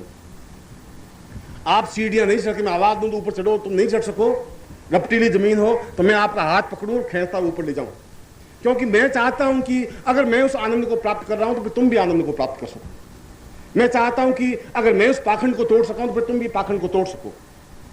जब मैं चाहता हूं कि मैं उस करुणा और दया और प्रेम और स्नेह से अपने आप में आविर्भूत हो सकता हूं, फिर तुम भी हो सको, क्योंकि मैं अकेला वहां खड़ा अपने आप में मेरे जीवन की विशेषता नहीं है। मेरे जीवन की विशेषता अगर गुरु हूं तो गुरु का कर्तव्य, गुरु का धर्म मुझे तो निभाना ही है, शिष्य निभाए या नहीं निभाए ये अलग बात है। इसीलिए मैं आपको उस दूसरी दीक्षा को भी आप दे रहा हूं, जो अपने आप में कायाकल्प की दीक्षा। ये कायाकल्प है। इस शरीर को उस सफेद बालों को काला कर देने से कायाकल्प नहीं हो जाएगा, और झुर्रियां मिटाने से भी कायाकल्प नहीं हो जाएगा। जब आपका मन ताकतवान है तो अपने आप में आपका यौवन छलछलाएगा। यौवन छलछलाने के लिए 60 साल का आदमी भी उसमें यौवन छलक सकता है, 70 साल का आदमी उमंग उत्साह हो सकता है। जब तेंजिंग हिमालय पे चढ़ा तब उसमें 48 साल का था। आज 48 साल का आदमी घुटने पकड़ लेगा और बैठ जाएगा, गुरुजी अब तो ब्लड प्रेशर है, 48 साल की उम्र में क्या हिमालय पे चढ़ेंगे, वो नहीं चढ़ सकते। फिर नॉर्वे का वो नहीं बन सकता, फिर हिमालय पे नहीं चढ़ सकते, फिर गंगा को उल्टी धारा में नहीं बह सकते, फिर वो खतरे नहीं उठा सकते। खतरे उठाने के लिए और जिंदगी में एक जवानी, एक ताकत, एक क्षमता, एक पौरुषता जो तुम्हारे आती है, वो मन की अवस्था है। और जहां मन अपने आप में वेगवान बना वहां तुम यौवनवान हो। उस यौवन का प्रभाव तुम्हारे चित्त पर, चेहरे पर, भावनाओं पर पड़ेगा, तुम्हारे सारे शरीर पर पड़ेगा। झुर्रियां अपने आप मिटेंगी, गारंटी के साथ मिट जाती हैं अगर तुम्हारा मन ताकतवान है, मन में उमंग है। जो मरा हुआ है, अब 22 साल का एक लड़का, अब आप देख लें, चश्मा चढ़ा हुआ, सफेद चश्मा और गाल धंसे हुए हैं, ये चल रहा है तो 22 साल का जवान होना चाहिए। 22 साल का तो ऐसा होना चाहिए कि कालिदास ने कहा कि जवान आदमी चलता है तो जहां पांव पड़ता है वहीं कुआं खुद जाता है, भम करता सब पैर पड़ना चाहिए। अब वो तो पैर बेचारा उठा ही नहीं सके, अपने पैर को उठाने बहुत भारी पड़ जाए, वो जवानी कैसे, उसको जवानी नहीं कह सकते। जवानी दूसरी चीज है, जवानी आपने देखी नहीं, तुम्हारी जिंदगी में जवानी आई नहीं, आ भी नहीं सकती। जवानी तो एक सीना उगड़ा हुआ और पूरे पहाड़ से टकरा जाए, जवानी उसको कहते हैं। जब नहीं आई तो कोई बात नहीं, तुमने अगली जिंदगी में तुम्हारी जवानी को लाएंगे, मगर जवानी दूसरी चीज है। तुमने जवानी का एक भाव लिया है कि 22 साल के थे और 22 साल में तुमने क्या चांदना, क्या रोशनी क्या कर दी, 22 साल में तुमने क्या कर दिया, 22 साल में शादी कर दी, 2 बच्चे पैदा हो गए, बस खत्म, यही तो हुआ। ये तुम्हारी जवानी। मैं तुम्हारी जवानियों को देख रहा हूँ, पिलपिली है और घूम रही है, 4 उंगलियां पकड़े हुए जवानियों को देख रहा हूँ तुम्हारी। जो तुमने जवानी में दुर्गुण किए, सगुण किए, वो सब मेरे सामने है। वो भी जब मेरे शिष्य बन जाएंगे तो मैं पूछ लूंगा, भाई तुम्हारे पिताजी ने कैसी जवानी दिखाई, कैसा, हमें देख लीजिए, हमारा चेहरा देख लीजिए, ऐसी जवानी थी। और तुम्हारी जवानी को और तुम्हारे पिताजी की जवानी मेरे सामने बैठी हुई देख रहा हूँ। जवानी बिल्कुल दूसरी चीज होती है। वो 70 साल की अवस्था में भी आ सकती है, 80 साल की अवस्था में भी आ सकती है। रघु के समय में भी थी और राम के समय में भी थी। वह क्षमता होनी चाहिए, वह पौरुषता होनी चाहिए। कायाकल्प का तात्पर्य है मन में संकल्प शक्ति, तन्मयि मनः शिव संकल्पमस्तु। उस यजुर्वेद का मूल आधार चिंतन इसी श्लोक में है, इसी मंत्र में है। मन में संकल्प होना चाहिए, क्षमता होनी चाहिए, मैं ऐसा करूंगा ही, कोई रोक नहीं सकता मुझे। इतनी क्षमता जब हो तब वो शिव बन सकता है। और जो शिव नहीं बन सकता वो शव बन सकता है, मुर्दा बन सकता है। शव और शिव में इतना ही अंतर है। एक मुर्दा, एक शव शिव बन सकता है अगर उसमें तन्मयि मनः शिव संकल्पमस्तु, संकल्प हो, क्षमता हो, दृढ़ता हो, धैर्य हो, पूर्णता हो, पौरुषता हो, छल छलाता हुआ यौवन हो। अगर मन की दृढ़ता है तो तुम जवान बन सकते हो, कायाकल्प हो सकता है, तुम वापस 50 साल 100 साल जिंदा रह सकते हो। तुम्हें मौत मार ही नहीं सकती। तुम्हें आंख से आंख मिलाने की ताकत होनी चाहिए, तुम्हें आंखों में फीकापन नहीं आना चाहिए। मौत में इतनी हिम्मत नहीं तुम्हारे सामने आके खड़ी हो सके। अगर तुम उसको मिला नहीं सकते, आंख और चिंगारी नहीं पैदा कर सकते, फिर मृत्यु क्या करेगी? घर की स्त्री भी तुम्हें धक्का देकर नीचे गिर जाएगी। उसमें कोई बहुत बड़ी बात नहीं। इसलिए जहां मैं कायाकल्प कर रहा हूं वहां कोई तुम्हारे शरीर को कस करके बांधने की जरूरत नहीं समझ रहा हूं। शरीर तो तुम्हारे प्रभु ने जो कुछ दिया है वो अपने आप में ताकतवान क्षमता, बुद्ध को भी ऐसा ही शरीर दिया था जो तुम्हें दिया था। राम के पास, कृष्ण के पास, सबके पास ऐसा ही शरीर है। प्रभु ने शरीर देने में कहीं कोई कंजूसी नहीं बढ़ती है। कभी तुम्हारे मन में है, मन की एक न्यूनता में है। मैं तुम्हारे मन को जागृत करना चाहता हूं, एहसास करवाना चाहता हूं, मन से ऊपर उठाकर आत्म तत्व को जागृत करना चाहता हूं। और ये सब जागृत हो जो कि आज प्रयोग में है, वो अपने आप में कायाकल्प है, वो अपना पूर्णता है, वो अपने आप में तुमसे ज्यादा उम्र का होते हुए भी तुमसे ज्यादा जोश है मुझमें, ज्यादा क्षमता है, ज्यादा धैर्य है, मैं तुमसे ज्यादा दौड़ सकता हूं, ज्यादा काम कर सकता हूं। हिम्मत, साहस तुमसे ज्यादा है। इसलिए नहीं कि मैं तुमसे कोई ज्यादा खाता हूं या ज्यादा घी पीता हूं। घी पीने से और खाने से अगर कुछ होता तो फिर भैंस बहुत ज्यादा खाती है और तुमसे ज्यादा खाती है, और तुमसे ज्यादा बुद्धिमान होनी चाहिए, बहुत, उसका मन बहुत मजबूत होना चाहिए। खाना पीना कोई नहीं, मन की शक्ति के माध्यम से ऐसा होना चाहिए। मैं उसी प्रयोग को संपन्न करवाने जा रहा हूं। आप बैठे राजा।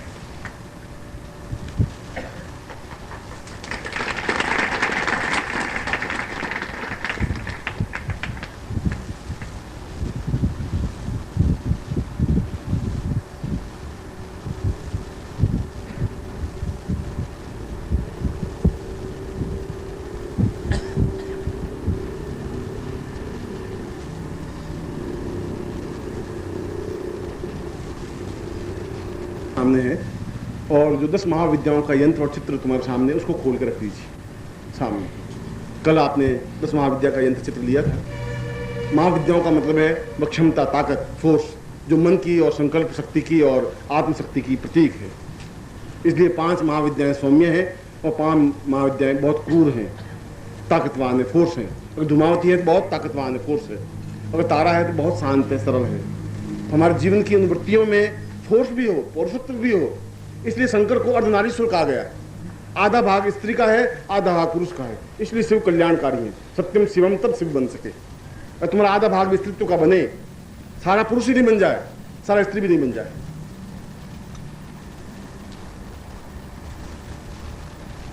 इसलिए आज जो आपने पैकेट लिया वो सामने रखिए। 5 वस्तुएं उसमें होंगी, पंचभूतात्मक, और जो 10 महाविद्याओं का यंत्र था वो भी आपने सामने रखी। और ये अपने आप में एक अत्यंत महत्वपूर्ण प्रयोग है तुम्हारी जिंदगी का। तुम इस चीज को समझो या नहीं समझो। अगर तुम्हें कोई अचानक, मैं अपनी यहां से लेकर के एक कोहिनूर हीरा दे दूं तभी मन में तुम्हारा संशय सख्त तो रहेगा कि आसानी से लाके दे दिया तो क्या हीरा थोड़ा ही होगा, कोई होगा शिव जी का कोई शिवलिंग होगा, बस खत्म। तुम शिवलिंग तक रुक जाओगे, इसके आगे तुम नहीं सोच सकते। ज्ञान की चेतना तो अपने आप में अद्वितीय पुंज होती है। शंकराचार्य एक ही बात कह रहे हैं कि नहीं मिल सकता। पृथ्वी बहुत साल तक तपस्या करती है तो कोई शक्ति पुंज बन सकता है, वो दे सकता है। देने की क्षमता बहुत कम लोगों में रही, लेने की क्षमता तो रही। तुलसीदास बहुत अच्छा प्रवचन नहीं कर पाए, एक बार भी नहीं बोल पाए। कबीर बोल ही नहीं पाए कि दोहे बना पाए, सूर नहीं बोल पाए। धारण तो उनको ज्ञान तो बहुत था, उस सूर के पास ज्ञान की चेतना बहुत थी, कबीर के पास बहुत ज्यादा अनुभव थे, मगर व्यक्त नहीं कर पाए, दूसरों का जीवन उतार नहीं पाए। ये जीवन की कमियां थी उनकी। ज्ञान को प्राप्त करना है बिल्कुल एक अलग चीज है, उस ज्ञान को प्राप्त करके उतार देना बहुत अलग चीज है। दूसरों में उंडेल देना मामूली बात नहीं होती, उसके लिए बहुत बड़ी तपस्या की, बहुत बड़ी साधना की, समग्रता की आवश्यकता होती है। हाथ जोड़ दीजिए। ओम विघ्नेश्वराय वरदाय सुरप्रियाय लंबोदराय सकलाय जगदिताय नागाननाथज्ञ विभूषिताय गौरी सुताय गणनाथ नमो नमस्ते। भक्तार्थिनाशन फराय गणेश्वराय सर्वेश्वराय सुभदाय सुदेश्वराय विद्याधराय विकटाय च वामनाय भक्त प्रसन्न वरदाय नमो नमस्ते। नमस्ते ब्रह्म रूपाय विष्णु रूपाय ते नमः। नमस्ते रुद्र रूपाय करी रूपाय ते नमः। विश्व रूपस्य रूपाय नमस्ते ब्रह्मचारिणे भक्त प्रियाय देवाय नमस्तभ्यं विनायक लंबोदर नमस्तभ्यं सततं मोदक प्रिय निर्विघ्नं कुरु मे देव सर्वकार्येषु सिद्धितः। त्वां महां गणपतिं प्रातः पुरुषां तस्मानं सचेतनीतां पूर्वां तुभ्यं संपर्दये तां एतस्मानं स शिखाबंधनम। चोटी की गांठ लगाइए। मानस्तो कितने मान आर्घिमानो गोखुमानो स्वेखुमानो वीरानुरामिनो वधिरे घृत्वा हवामये स्वस्तेन लाठे तिलकम कृत्वा। अपने हाथ से कुमकुम लेकर के लाट पर तिलक करिए। नमो सुनंताय सहस्रमूर्तये सहस्रपादाक्षरोरुबावे सहस्रनामने पुरुषाय शाश्वते सहस्रकोटिधारिणे निमार्ते गन्धां पान्धुतीं दीक्षाम् आप्नोति दीक्षे आप्नोति दक्षिणां दक्षिणां श्रद्धाम् आप्नोति श्रद्धयां सत्यमाप्यते तां पुरुषां तस्मानं सा तुभ्यं संप्रदये इदमस्तं वो ज्योति पूर्वात् तस्मानं सा दीर्घात् तुभ्यं संकल्पं कुर्यात्। दाहिनाथ जल लीजिए। ओम विष्णु विष्णु विष्णु भारत से बरखंडे जम्मूदीपे शालिवान साके बुद्धावतारे संसे संस्कृत को समुद्र 2047 आश्विन मास के शुक्ल यास्तु सप्तमी आयाम द्वासे प्राप्त सिंह प्रादम प्राप्त क्षण त्रिकाल संहारणम सकल मन काम नसिद्धतम लोके वासे भायराज द्वारे सर्वत्र यश विजय लाभादि प्रसवारस्य सपुत्रस्य सबानुस्य अखिल कुटुंब सहितस्य सबसो समस्त भय व्याधिरा पीड़ा मृत्यु परिहार द्वारा आयु आरोग्य तथा अमुक गोत्रोत्पन्नो। हम अपना गोत्र बोलिए। अमुक शर्मा हम नाम बोलिए। ताम पूर्ण पुरुषां ताम पूर्वादर्श निखिलेश्वर नन्ति माम शिष्यत्वं धारयामि ताम एतश्चिन्तन्ता पूर्वा अथास्मानं सा देवत्वे सा पूर्णा मनः तुष्टिम आत्मतुष्टिम सा पूर्णा तुभ्यं संपर्दये। छोड़ दीजिए। अब मैं प्रयोग प्रारंभ करने से पूर्व आपको गुरु मंत्र का स्मरण दिलवा रहा हूं। 3 बार आप गुरु मंत्र बोलेंगे। बोलो ओम परम तत्वाय नारायणाय गुरुभ्यो नमः। ओम परम तत्वाय नारायणाय गुरुभ्यो नमः। ओम परम तत्वाय नारायणाय गुरुभ्यो नमः। तां पूर्वशां तस्मान् स गुरुमन्त्रं विद्यातः गुरुमन्त्रान्ति ताम् एतास्मानं सदन्ते तुभ्यं सा पूर्वचैतन्यं सा कल्याणमां से एतस्मानं स दीर्घ आयुष्य आप्रां पूर्वा अथास्मानं स चिन्तयामि सां दीर्घा अथास्मानं स कृते कल्याणं पूर्णतां वृद्धि सा पूर्णमादं तुभ्यं संवर्धे ता सहस्तेन ता मनः आत्म प्राण चक्षु श्रोत घ्राण जिह्वा समस्त देह रोमेभ्यो तां गुरु प्रसादेन गुरु कर्तव्येन सां आवायामि स्थापयामि नमः। अब जैसे कल आप बैठे थे उस ढंग से आप बैठ जाएं।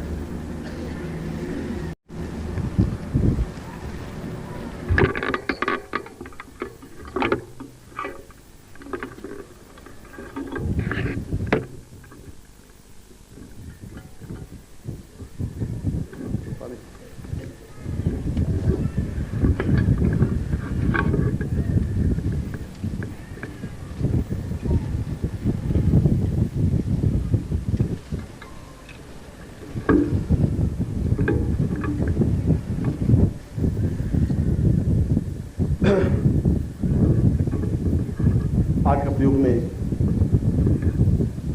मैं तुम्हें देह तत्व पर, देह तत्व से मन तत्व पर और मन तत्व से आत्म तत्व पर ले जाने की क्रिया कर रहा। और जहाँ पर पहले तत्व में जहाँ भस्त्रिका के माध्यम से आप श्वासोच्छ्वास करेंगे, श्वास लेंगे और छोड़ेंगे, तो एक बात ध्यान रखें कि आप मेरी 2-3 बातें ध्यान रखें। अगर चूके तो आप इस सत्र से चूक जाएंगे, इस शिविर से चूक जाएंगे, अपने जीवन से चूक जाएंगे, इस ज्ञान से चूक जाएंगे। क्योंकि मैं केवल भस्त्रिका नहीं करवा रहा हूं, उसके साथ साथ आपके मन तत्व पर पहुंचा रहा हूं।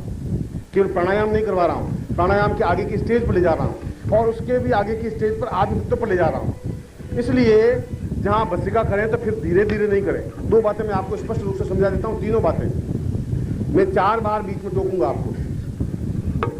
इसलिए टोकूंगा कि मैं आपको कन्वर्ट करूंगा। टोकने की क्रिया मेरी क्यों होगी?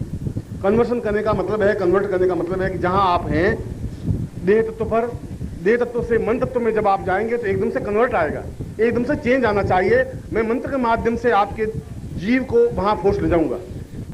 और तीसरे में, पहली बार में आप जोर से सांस लेंगे, छोड़ेंगे। मैं जोर से बोल रहा हूं तो जोर का अर्थ आप समझ रहे हैं। जोर का अर्थ है कि आपके नाक में से खून बहना चाहिए, सांस नहीं। एक तो आप सांस लेते हैं, कुछ होगा नहीं। इससे 10,000 साल तुम पैदा हो जाओ तो कुछ नहीं होगा। दोनों हाथ घुटनों पर रहेंगे। आपके सांस का वेग इतना तेज आना चाहिए कि ये सारा उड़ करके पीछे जाना चाहिए सड़क पर। इतनी ताकत क्षमता होनी चाहिए। उसमें तुम्हें कुछ सोचना नहीं है तुम क्या कर रहे हो, ये सोचना नहीं तुम्हारे पास बैठा हुआ व्यक्ति क्या कह रहा है। बहुत तेजी के साथ, बहुत फोर्स के साथ। और दूसरा भाव में उस फोर्स को 100 गुना बढ़ा देना है। सारा शरीर अगर उस समय हिले दूसरे भाव में तो फिर आपको शरीर की चिंता करने की जरूरत नहीं है। वो शरीर आपका जो कुछ कर रहा है उस शरीर को आप छोड़ दीजिए। फिर आप बुद्धि से शरीर को पकड़िए मत कि मैं इधर गिरूंगा तो ये पास में बैठा हुआ है, ये कैसे गड़बड़ करेगा, इसके अगर पास में गिरूंगा सिर के लग जाएगी तो मैं कैसे इधर गिरूं या इधर गिरूं। फिर आप देखेंगे अच्छा पीछे जगह खाली है तो पीछे गिरूंगा। वहां बुद्धि चिंतन करने की जरूरत नहीं है। दूसरे भाव में तो आप शरीर को बिल्कुल सख्त छोड़ देंगे। और तीसरे भाव, जब मैं तीसरी बार आपको कन्वर्ट करूं तब आपका शरीर का भान आपको नहीं रहेगा पूर्ण रूप से। दूसरे भाव में भी जोरों से सांस, तो तीसरे भाव में श्वास नहीं होगी। तीसरे भाव में क्रिया आपकी बंद हो जाएगी, अपने आप में शरीर शिथिल हो जाएगा। और उस शिथिलता में शरीर जिस अवस्था में है, बैठा हुआ तो बैठा हुआ है, गिरा हुआ तो गिरा हुआ है, आंख बंद है तो आंख बंद है, आंख खुली है तो आंख खुली है, उस समय आपको शरीर को हिलाने की जरूरत नहीं है। और चौथी अवस्था में जब मैं आपको कहूं तब आप वापिस चैतन्य बने और मेरे सामने बैठे। वापिस मैं चारों क्रियाएं आपके सामने दोहरा रहा हूं। पहली बार में आप श्वासोच्छ्वास करेंगे, श्वास लेंगे और श्वास छोड़ेंगे, मगर ताकत के साथ। पूरा हाथ घुटनों के ऊपर दबा हुआ हो और आप इस बात की चिंता मत करिए कि आपकी मृत्यु हो जाएगी। मृत्यु नहीं होगी, न तकलीफ होगी, न मुझे तकलीफ होगी। मगर आप कुछ नहीं करेंगे तो मुझे बहुत तकलीफ होगी। घबराने की जरूरत नहीं है, बहुत फोर्स के साथ करने की। जो दूसरे भाव में उसको 100 गुना बढ़ा देना है। तूफान आना चाहिए एकदम से। और तूफान के बाद में अगर आपका शरीर तूफान करते करते लुढ़क रहा है तो फिर लुढ़कने दीजिए, बैठा है तो बैठने दीजिए। अगर मुझे देखना है तो देखते रहिए। अगर आपकी आंखें बंद हो रही है तो आंखें बंद होने दीजिए। अगर आपका शरीर कुछ काम नहीं कर रहा है तो काम नहीं कर रहा है। हाथ उठ गया है तो हाथ उठ गया है, जो कुछ हो गया है हो गया है। और तीसरी अवस्था में बिल्कुल आपका, दूसरी अवस्था तक भी सांस चलेगा। तीसरी अवस्था में जब कन्वर्ट होंगे तब आप बिल्कुल निढाल होकर के शरीर को ढीला छोड़ देंगे। उसमें आपको कई अनुभव होंगे, कई अनुभूतियां होंगी, कई चीजें दिखाई देंगी। यदि आप पूर्ण फोर्स के साथ अंदर उतरे हैं, क्यों ध्यान के लिए तो अंदर उतरना ही पड़ेगा। और अंदर उतरने के लिए तो बुद्ध को भी यही क्रिया करनी पड़ी, महावीर को भी यही करनी पड़ी, ईसा मसीह को भी यही करनी पड़ी। ईसा मसीह यहाँ भारतवर्ष में आए और यहाँ दीक्षा ली तब उनको यही काम करना पड़ा। चाहे राम हो, चाहे कृष्ण हो, चाहे योगेश्वर हो, चाहे वशिष्ठ हो, चाहे विश्वामित्र हो, रास्ता तो यही है। और चौथी में आपको वापस चैतन्य होना है। पहली बार में सांस लेना है, दूसरी बार में भी सांस लेना है तेजी के साथ, तीसरी बार में बिल्कुल सख्त हो जाना है, अपने शरीर को छोड़ देना है। चौथी में वापस चौथी बार बोलूं तब आपको अपनी चेतना अवस्था में वापस आना है। न आप इस बात की चिंता करें कि आपके पति क्या कहेंगे, न इस बात की चिंता करें कि आपकी पत्नी आपको घर जाके क्या कहेगी। जो कहेगी घर पे भुगत लेंगे। इस समय तो कुछ प्राप्त कर लेना है। सीधे बैठ जाएंगे, रीढ़ की हड्डी आपकी सीधी होगी। तुम कैमरा मैन इधर यहाँ इसके ऊपर खड़े हो, हाथ छोड़ो, खुली करो, या इधर खड़े हो जाओ,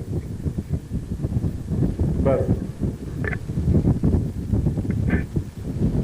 मेरुदंड आपका सीधा होना चाहिए, श्वास तो सीधी आ नहीं सकती जब तक आपका सीधा हो, बिल्कुल तना हुआ हो।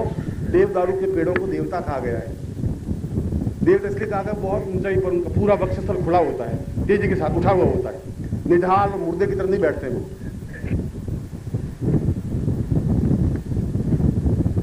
तीन बार ओम की ध्वनि करेंगे बस। मेरुदंड आपका सीधा होना चाहिए, श्वास तो सीधी आ नहीं सकती जब तक आपका सीधा हो, बिल्कुल तना हुआ हो। देवदारू के पेड़ों को देवता कहा गया है। देवता इसलिए कहा गया बहुत ऊंचाई पर उनका पूरा वक्षस्थल खुला होता है, तेजी के साथ उठा हुआ होता है, निढाल और मुर्दे की तरह नहीं बैठते वो।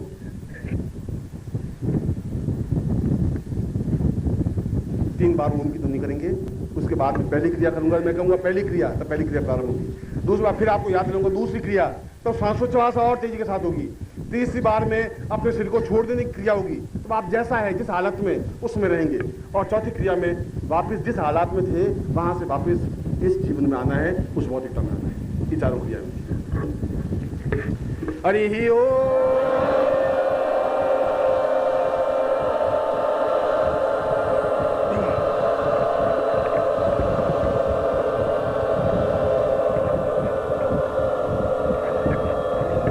हरि ही ओ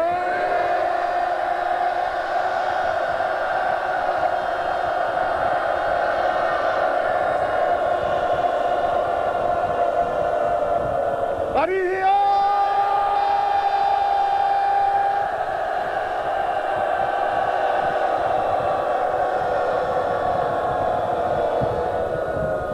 सचैतन्य साम निखिलेश्वरानंदान सा आयुध सा पूर्व साम योगेश्वराय रूपाय साम प्रत्यक्ष रूपेण साम आत्म प्रविशन्ति मन प्रविशन्ति देह प्रविशन्ति साम पूर्ण चैतन्य रूपेण भस्त्रिका रूपेण श्वासोच्छ्वासम वायु वेगेन वायु देवता व्योन्म अग्नि देवता व्योन्म साम पुरुषां तुभ्यम संपद्वे।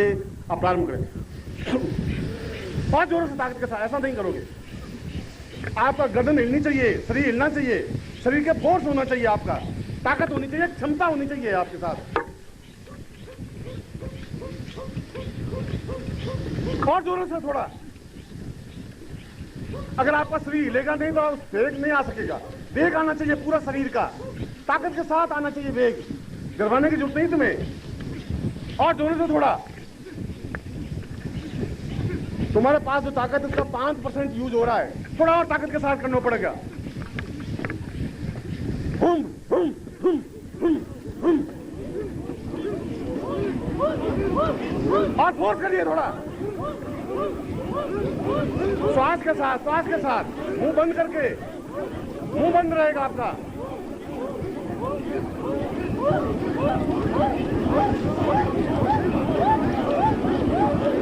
और फोर्स के साथ, थोड़ा फोर्स के साथ करना पड़ेगा, ऐसा नहीं चल सकता तुम्हारा।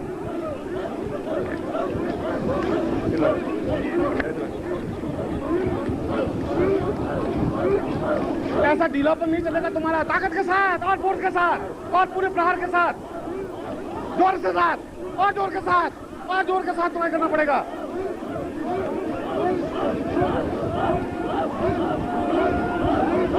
जोर जोर जोर, थोड़ा जोर और जोर और जोर।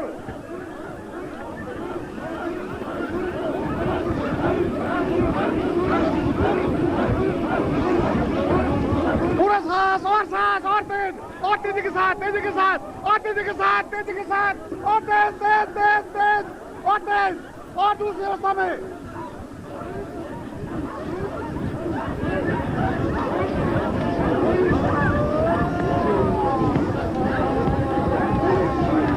आप शरीर की चिंता मत करिए, तेजी के साथ करिए, तेजी के साथ करिए, तेजी के साथ करिए और फोर्स के साथ।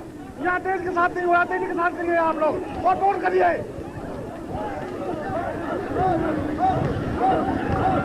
और फोर्स और ताकत के साथ।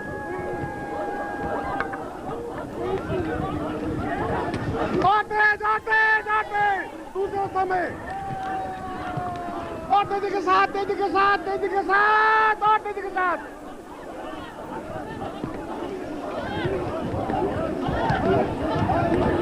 और तेज और तेज। अगर हवा निकलनी तो निकलने दीजिए, शरीर गिर रहा है तो गिरने दीजिए, शरीर की चिंता मत करिए।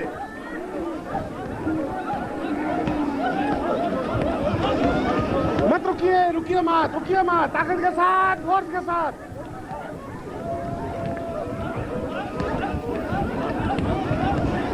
सब कुछ छोड़ा देना है, एकदम से निकाल देना अंदर से, और ताकत के साथ निकाल देना है, प्राणों के साथ निकाल देना है। और जोर, और जोर, और जोर, और जोर।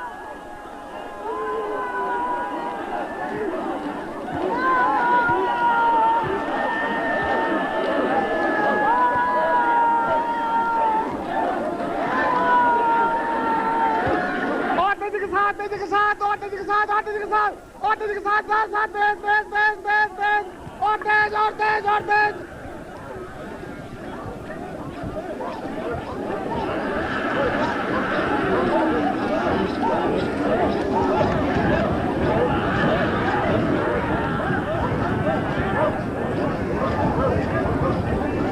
और फोर्स, फोर्स, और दूसरी स्टेज, और ताकत जो कुछ है खत्म कर देना अपने आप को, अपने आप को समाप्त कर देना है, फोर्स के साथ अपने आप को।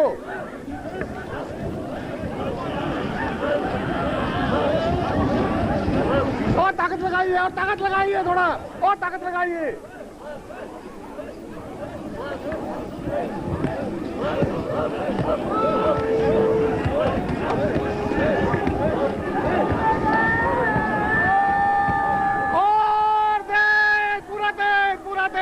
और ताकत, ताकत, ताकत, फोर्स, फोर्स, पूरा ताकत। शरीर की परवाह मत करिए, शरीर जा रहा है तो जाने दीजिए, शरीर गिर रहा है तो गिरने दीजिए, शरीर बोल रहा है तो बोलने दीजिए, आप परवाह मत करिए। इस बार चूक है तब चूक जाएंगे, चलने दीजिए, ताकत के साथ चलने दीजिए।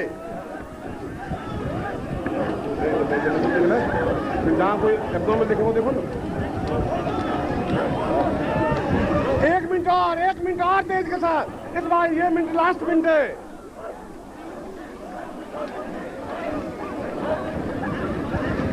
तेजी के साथ करेंगे, बहुत धीमे कर रहे हैं आप, और तेज लेना पड़ेगा, तेज तेज तेज तेज तेज तेज तेज तेज तेज तेज तेज, बहुत तेज।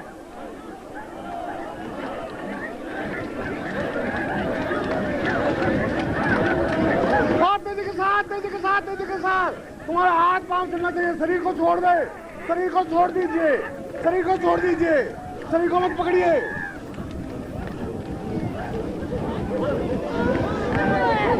शरीर की परवाह मत करिए, शरीर को छोड़िए। और ताकत, force, force, force, force, force, और जोश के साथ, और ताकत के साथ, और क्षमता के साथ।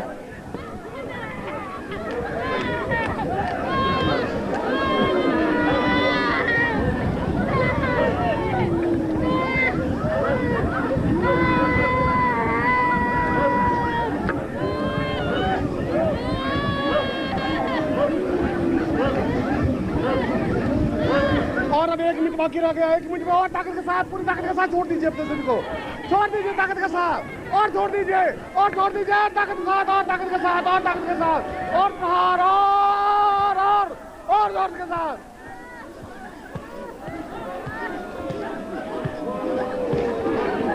शरीर को गिरने दीजिए, शरीर जो कुछ करे करने दीजिए, शरीर की परवाह मत करिए।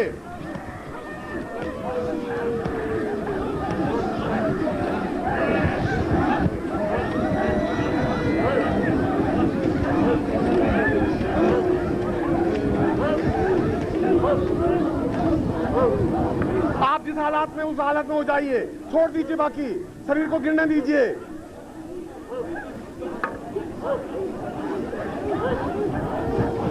और शांत हो जाइए, पूर्ण रूप से शांति प्राप्त करिए, पूर्ण शांत, अपने आप में शांत। जहाँ शरीर गिरा है तो गिरने, जैसा है उस हालत में रहने दीजिए, बैठा है तो बैठे रहने दीजिए, पड़ा है तो पड़े रहने दीजिए, उस शरीर को मत संभालिए, पड़ा रहने दीजिए, शांत, बिल्कुल शांत, कुछ कंपन नहीं, कुछ हिलना डुलना नहीं, कोई लेगा नहीं, जहां है वैसी हालत में रहिए। अकंप, बिल्कुल कोई कंप नहीं हो, बिल्कुल शांत, नहीं लेंगे, बिल्कुल नहीं लेंगे। जहां जैसा शरीर पड़ रहा है, उठा है, गिरा है, कुछ नहीं, बिल्कुल शांत। शरीर की चिंता मत करिए आप, आवाज नहीं,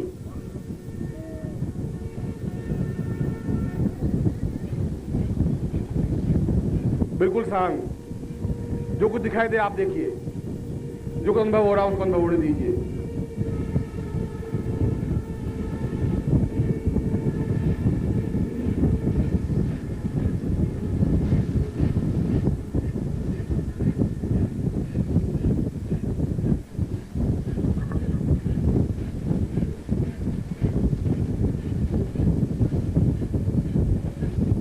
निःशब्द, बिल्कुल आवाज नहीं।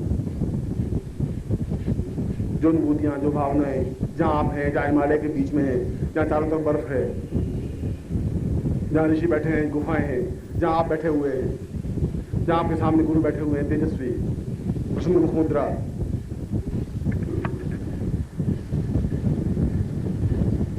और जहां आप हैं वह सब कुछ आपके जीवन में घटित हो चुका है, इस जीवन में भी, इससे पिछले के जीवन में भी।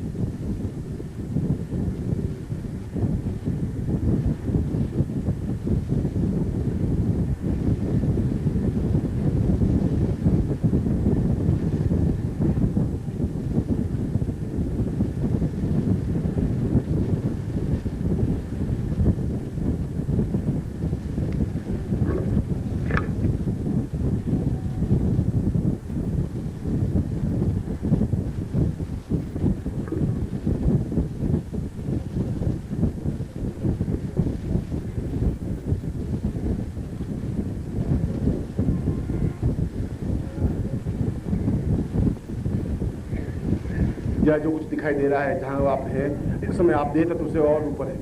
देह आपके साथ में नहीं है इस समय, आपके मन और आत्मा आपके साथ है, आप तत्व में पहुंच गए आप, जहां बिल्कुल एक अखंड शांति है, जहां बाहरी जीवन का कोई व्याघात नहीं है, जहां संसार का कोई व्याघात नहीं है।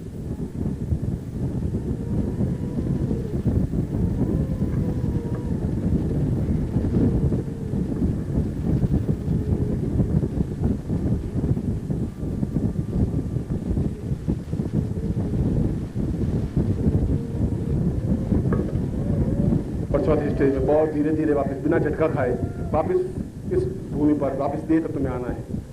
बहुत धीरे धीरे वापस चैतन्य होना है, झटका खा करके नहीं।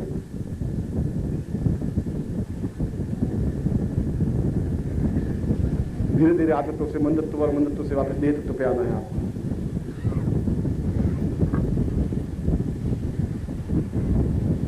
फिर वापस जागृत अवस्था में आना है, फिर चैतन्य अवस्था में आना है, फिर उठना है, फिर अपने आसन पर बैठना है।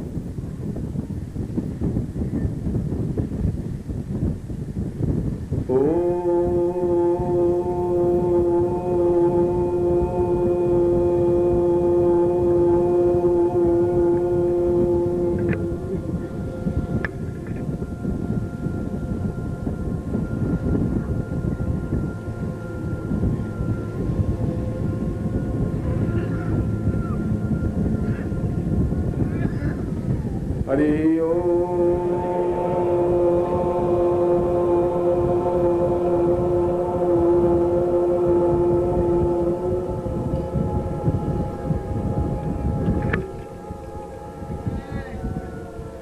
हरि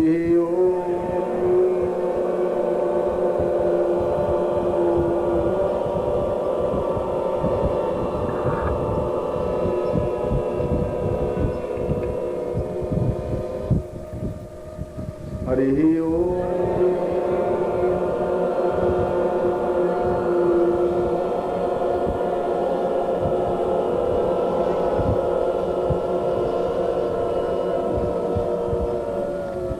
हरि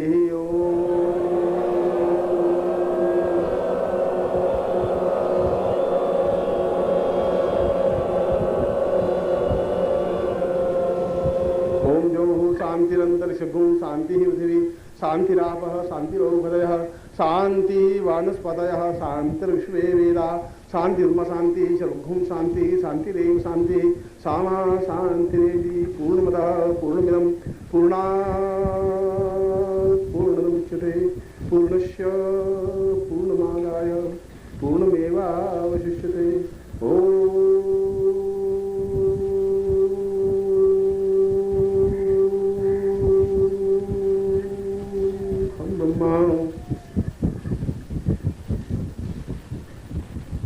जीवन के इस अद्वितीय अवसर पर और जीवन का एक बहुत छोटा सा 1 और 2 मिनट आपने जो कुछ आनंद का उपयोग किया है वह केवल जीवन के आपके 2 और 3 मिनट का हिस्सा है, जहां आपको देह का ज्ञान नहीं था। ये प्रारंभिक क्रिया थी आपकी। इसी क्रिया के माध्यम से मैं आपके मन तत्व पे पहुंचा हूं, इसी क्रिया के माध्यम से मैं आपके आत्म तत्व पे पहुंचा हूं। और इसी क्रिया के माध्यम से मैंने आपके हृदय में अपने आप को स्थापित करने का पूर्ण और सफल प्रयास किया है। आप गारंटी के साथ आप मेरे बिना नहीं रह सकते।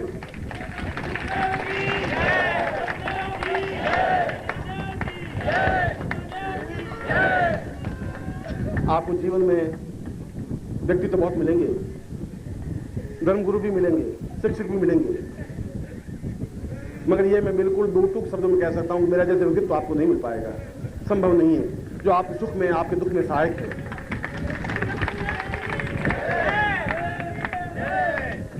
और ये बात भी बहुत निश्चित है, और ये बात भी बहुत बिल्कुल प्रामाणिक रूप से मैं कह सकता हूं कि तुम्हारे मेरे संबंध कई जन्मों से संबंध है। तुम संबंध तोड़ रहे हो, तुम संबंध से अलग हो रहे हो, तुम उस जीवन से चूक रहे हो। मैं तो तुम्हारे साथ में हूं, मैं तुम्हारे प्राणों के साथ में हूं, तुम्हारे सुख में और तुम्हारे दुख में साथ में हूं, तुम्हारे हर क्षण में तुम्हारे साथ में हूं। और अगर जीवन में अगर मैं निश्चल और निष्भाव से कहूं तो मैं आप लोगों से बहुत बहुत बहुत अधिक प्यार करता हूं, बहुत ज्यादा प्यार करता हूं। ना मैं तुम्हारे बिना रह सकता हूं, ना आप मेरे बिना रह सकते हैं, संभव नहीं है। आपकी आंख में आंसू रहेंगे, आपकी आंख में भावनाएं रहेंगी, आपकी आंख में चीत्कार होगी, एक क्षण होगा कि कोई गुरु है जो मेरे पास में है, कोई एहसास है। और जिस क्षण आपकी आंख में आंसू है, जिस क्षण आपके हृदय में एक गजरोध है, वहां मैं हूं।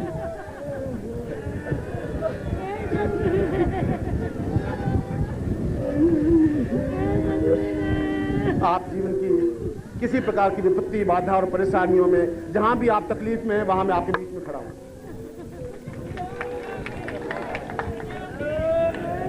और मैं बहुत दृढ़ शब्दों में कह सकता हूं कि जब तक तुम्हारा बागडोर, तुम्हारी जिंदगी, तुम्हारा हाथ मेरे हाथ में है, तब तक तुम्हें कोई विपत्ति व्याप्त नहीं हो सकती, कोई चिंता परेशानी पैदा नहीं कर सकती, मृत्यु तुम्हारा कुछ बिगाड़ नहीं सकती, ये गारंटी की बात है। संसार में कोई कुछ नहीं कर सकता, संभव नहीं है। मैं जानता हूं मैं क्या हूं और कैसा हूं, इस बात को मैं जानता हूं। और मैं चाहता हूं तुम्हें दिव्य दृष्टि प्राप्त हो, मैं तुम्हें चाहता हूं तुम्हारे आत्मनेत्र खुले, मैं चाहता हूं तुम्हारे जीवन की एक धारा बहे, मैं चाहता हूं तुम्हारे हृदय के उन आंखों को खोल के आप मुझे देख सको, परख सको, पहचान सको। और जब तक नहीं पहचानोगे तब तक जीवन तुम्हारा निष्फल और बेकार चला जाएगा, कोई फायदा नहीं होगा जीवन से। और ऐसा कहने के पीछे मेरा कोई अहम भाव नहीं है, ऐसा कहने के पीछे कोई घमंड भी नहीं है। ऐसा तो आप मुझे जितना प्यार देंगे तो उससे 100 गुना वापस प्यार लौटाऊंगा। आप जितना अपने आप को मुझे सौंपेंगे, मैं 1000 गुना वापस आपको लौटाऊंगा, सौंपूंगा। और जब मैं आपके साथ में हूं तो फिर कहीं कोई बाधा, कोई विपत्ति, कोई संकट, कोई तकलीफ संभव नहीं है, हो भी नहीं सकती। और जीवन में प्रेम से ज्यादा कोई चीज नहीं है, तुमसे मेरा कोई लेन देन नहीं है, केवल प्यार का रिश्ता है, प्यार का संबंध है। पिछले जीवन में भी आप गारंटी के साथ मेरे साथ थे ही, हर हालत में थे। पिछले जीवन में भी मैंने तुमसे प्यार किया है, तुम्हारे साथ रहा हूं, तुम्हारे साथ विचरण किया है, बहुत घूमा हूं। उससे पिछले जीवन में भी था, इस जीवन में भी हूं। और इस जीवन को चूक गए तो फिर मुझे और तुम्हारा हाथ लेना पड़ेगा। मैं नहीं चाहता तुम बार बार जन्म लो, मैं ऐसा नहीं चाहता हूं। मैं नहीं चाहता हूं बार बार तुम गर्भ का कष्ट भोगो, मैं नहीं चाहता हूं बार बार तुम समस्याओं से तुम परेशान हो। एक बार मैं तुम्हें पार कर देना चाहता हूं इस जिंदगी की समस्याओं से, इन चिंताओं से, इन परेशानियों से।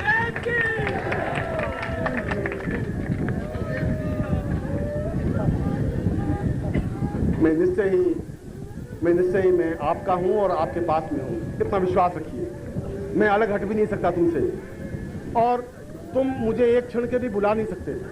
शरीर को अलग कर सकते हो, अपने गांव में, अपने शहर में जाकर बैठ सकते हो, पर खाना खाते, बैठते हुए, पीते हुए, सोते हुए, उठते हुए तुम्हें मेरा चेहरा तुम्हारी आंखों के सामने घूमेगा ही, गारंटी के साथ घूमेगा। मेरा स्मरण तुम्हारे होठों पे आएगा ही।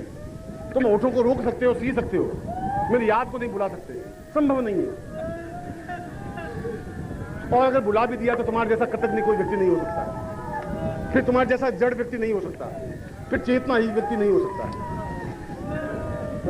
मैं तो अपने जीवन के तिल तिल को जला करके भी, अपने शरीर को और प्राणों को जला करके भी आपके जीवन को सुख और सौभाग्य देने के लिए आया हुआ हूं। मेरे जीवन का जन्म कोई विशेष उद्देश्य के लिए हुआ है। मैं तुम्हारी तरह बिल्कुल एक मामूली जीवन व्यतीत नहीं कर रहा हूं, न मैं मामूली जीवन जीना चाहता हूं, न मैं संसार की परेशानियों से परेशान हूं, न चिंताओं से व्याप्त हूं। न चिंताएं मुझे तकलीफ दे सकती है, न परेशानियां पैदा कर सकती है। मैं तो तुमसे केवल प्यार का आकांक्षी हूँ, स्नेह का आकांक्षी हूँ। तुम्हारा हृदय मुझे चाहिए, तुम्हारा स्नेह मुझे चाहिए, तुम्हारी करुणा मुझे चाहिए, तुम्हारा एक आधिपत्य मेरे ऊपर चाहिए। और मैं हजार हजार रूपों में तुम्हारे पास हूँ। अगर एक कृष्ण हजारों गोपियों के पास थे तो मैं भी तुम्हारे पास हूँ। प्रत्येक व्यक्ति के पास इंद्रिय है।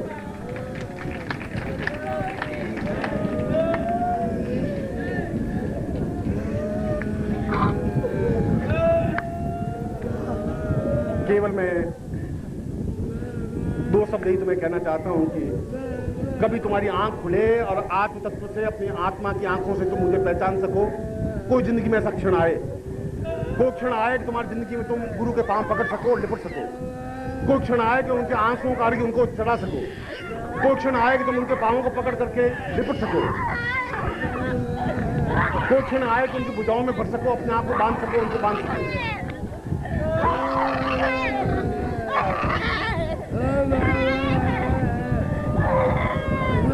और यदि ऐसा जीवन में नहीं हो सका तो इस जीवन का कोई प्रयोजन, कोई मकसद, कोई लक्ष्य नहीं रहेगा। मैं तो कहता हूं कि तुम्हारे सारे दुख, सारे परेशानियां मैं अपने आप में संभाल लूंगा। आप निश्चिंत रहिए, निर्भीक रहिए, मस्ती के साथ जिए। और दूसरी बात यही कहना चाहता था कि तुम्हारा और मेरा रिश्ता प्यार का रिश्ता है, आत्मा का रिश्ता है, प्राणों का रिश्ता, देह का रिश्ता नहीं चाहिए मुझे। मगर तुम्हारा प्रेम, तुम्हारा स्नेह चाहिए। हर क्षण में तुम्हारे साथ रहूं, ऐसा चीज चाहिए। मैं आपको बहुत बहुत प्यार करता हूं, ऐसा ही चाहता हूं।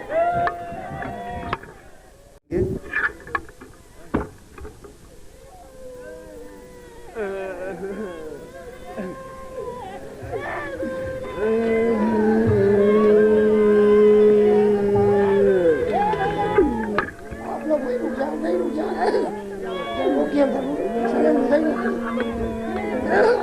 रुक जाएंगे, अपने स्थान पर वहीं रुक जाएंगे।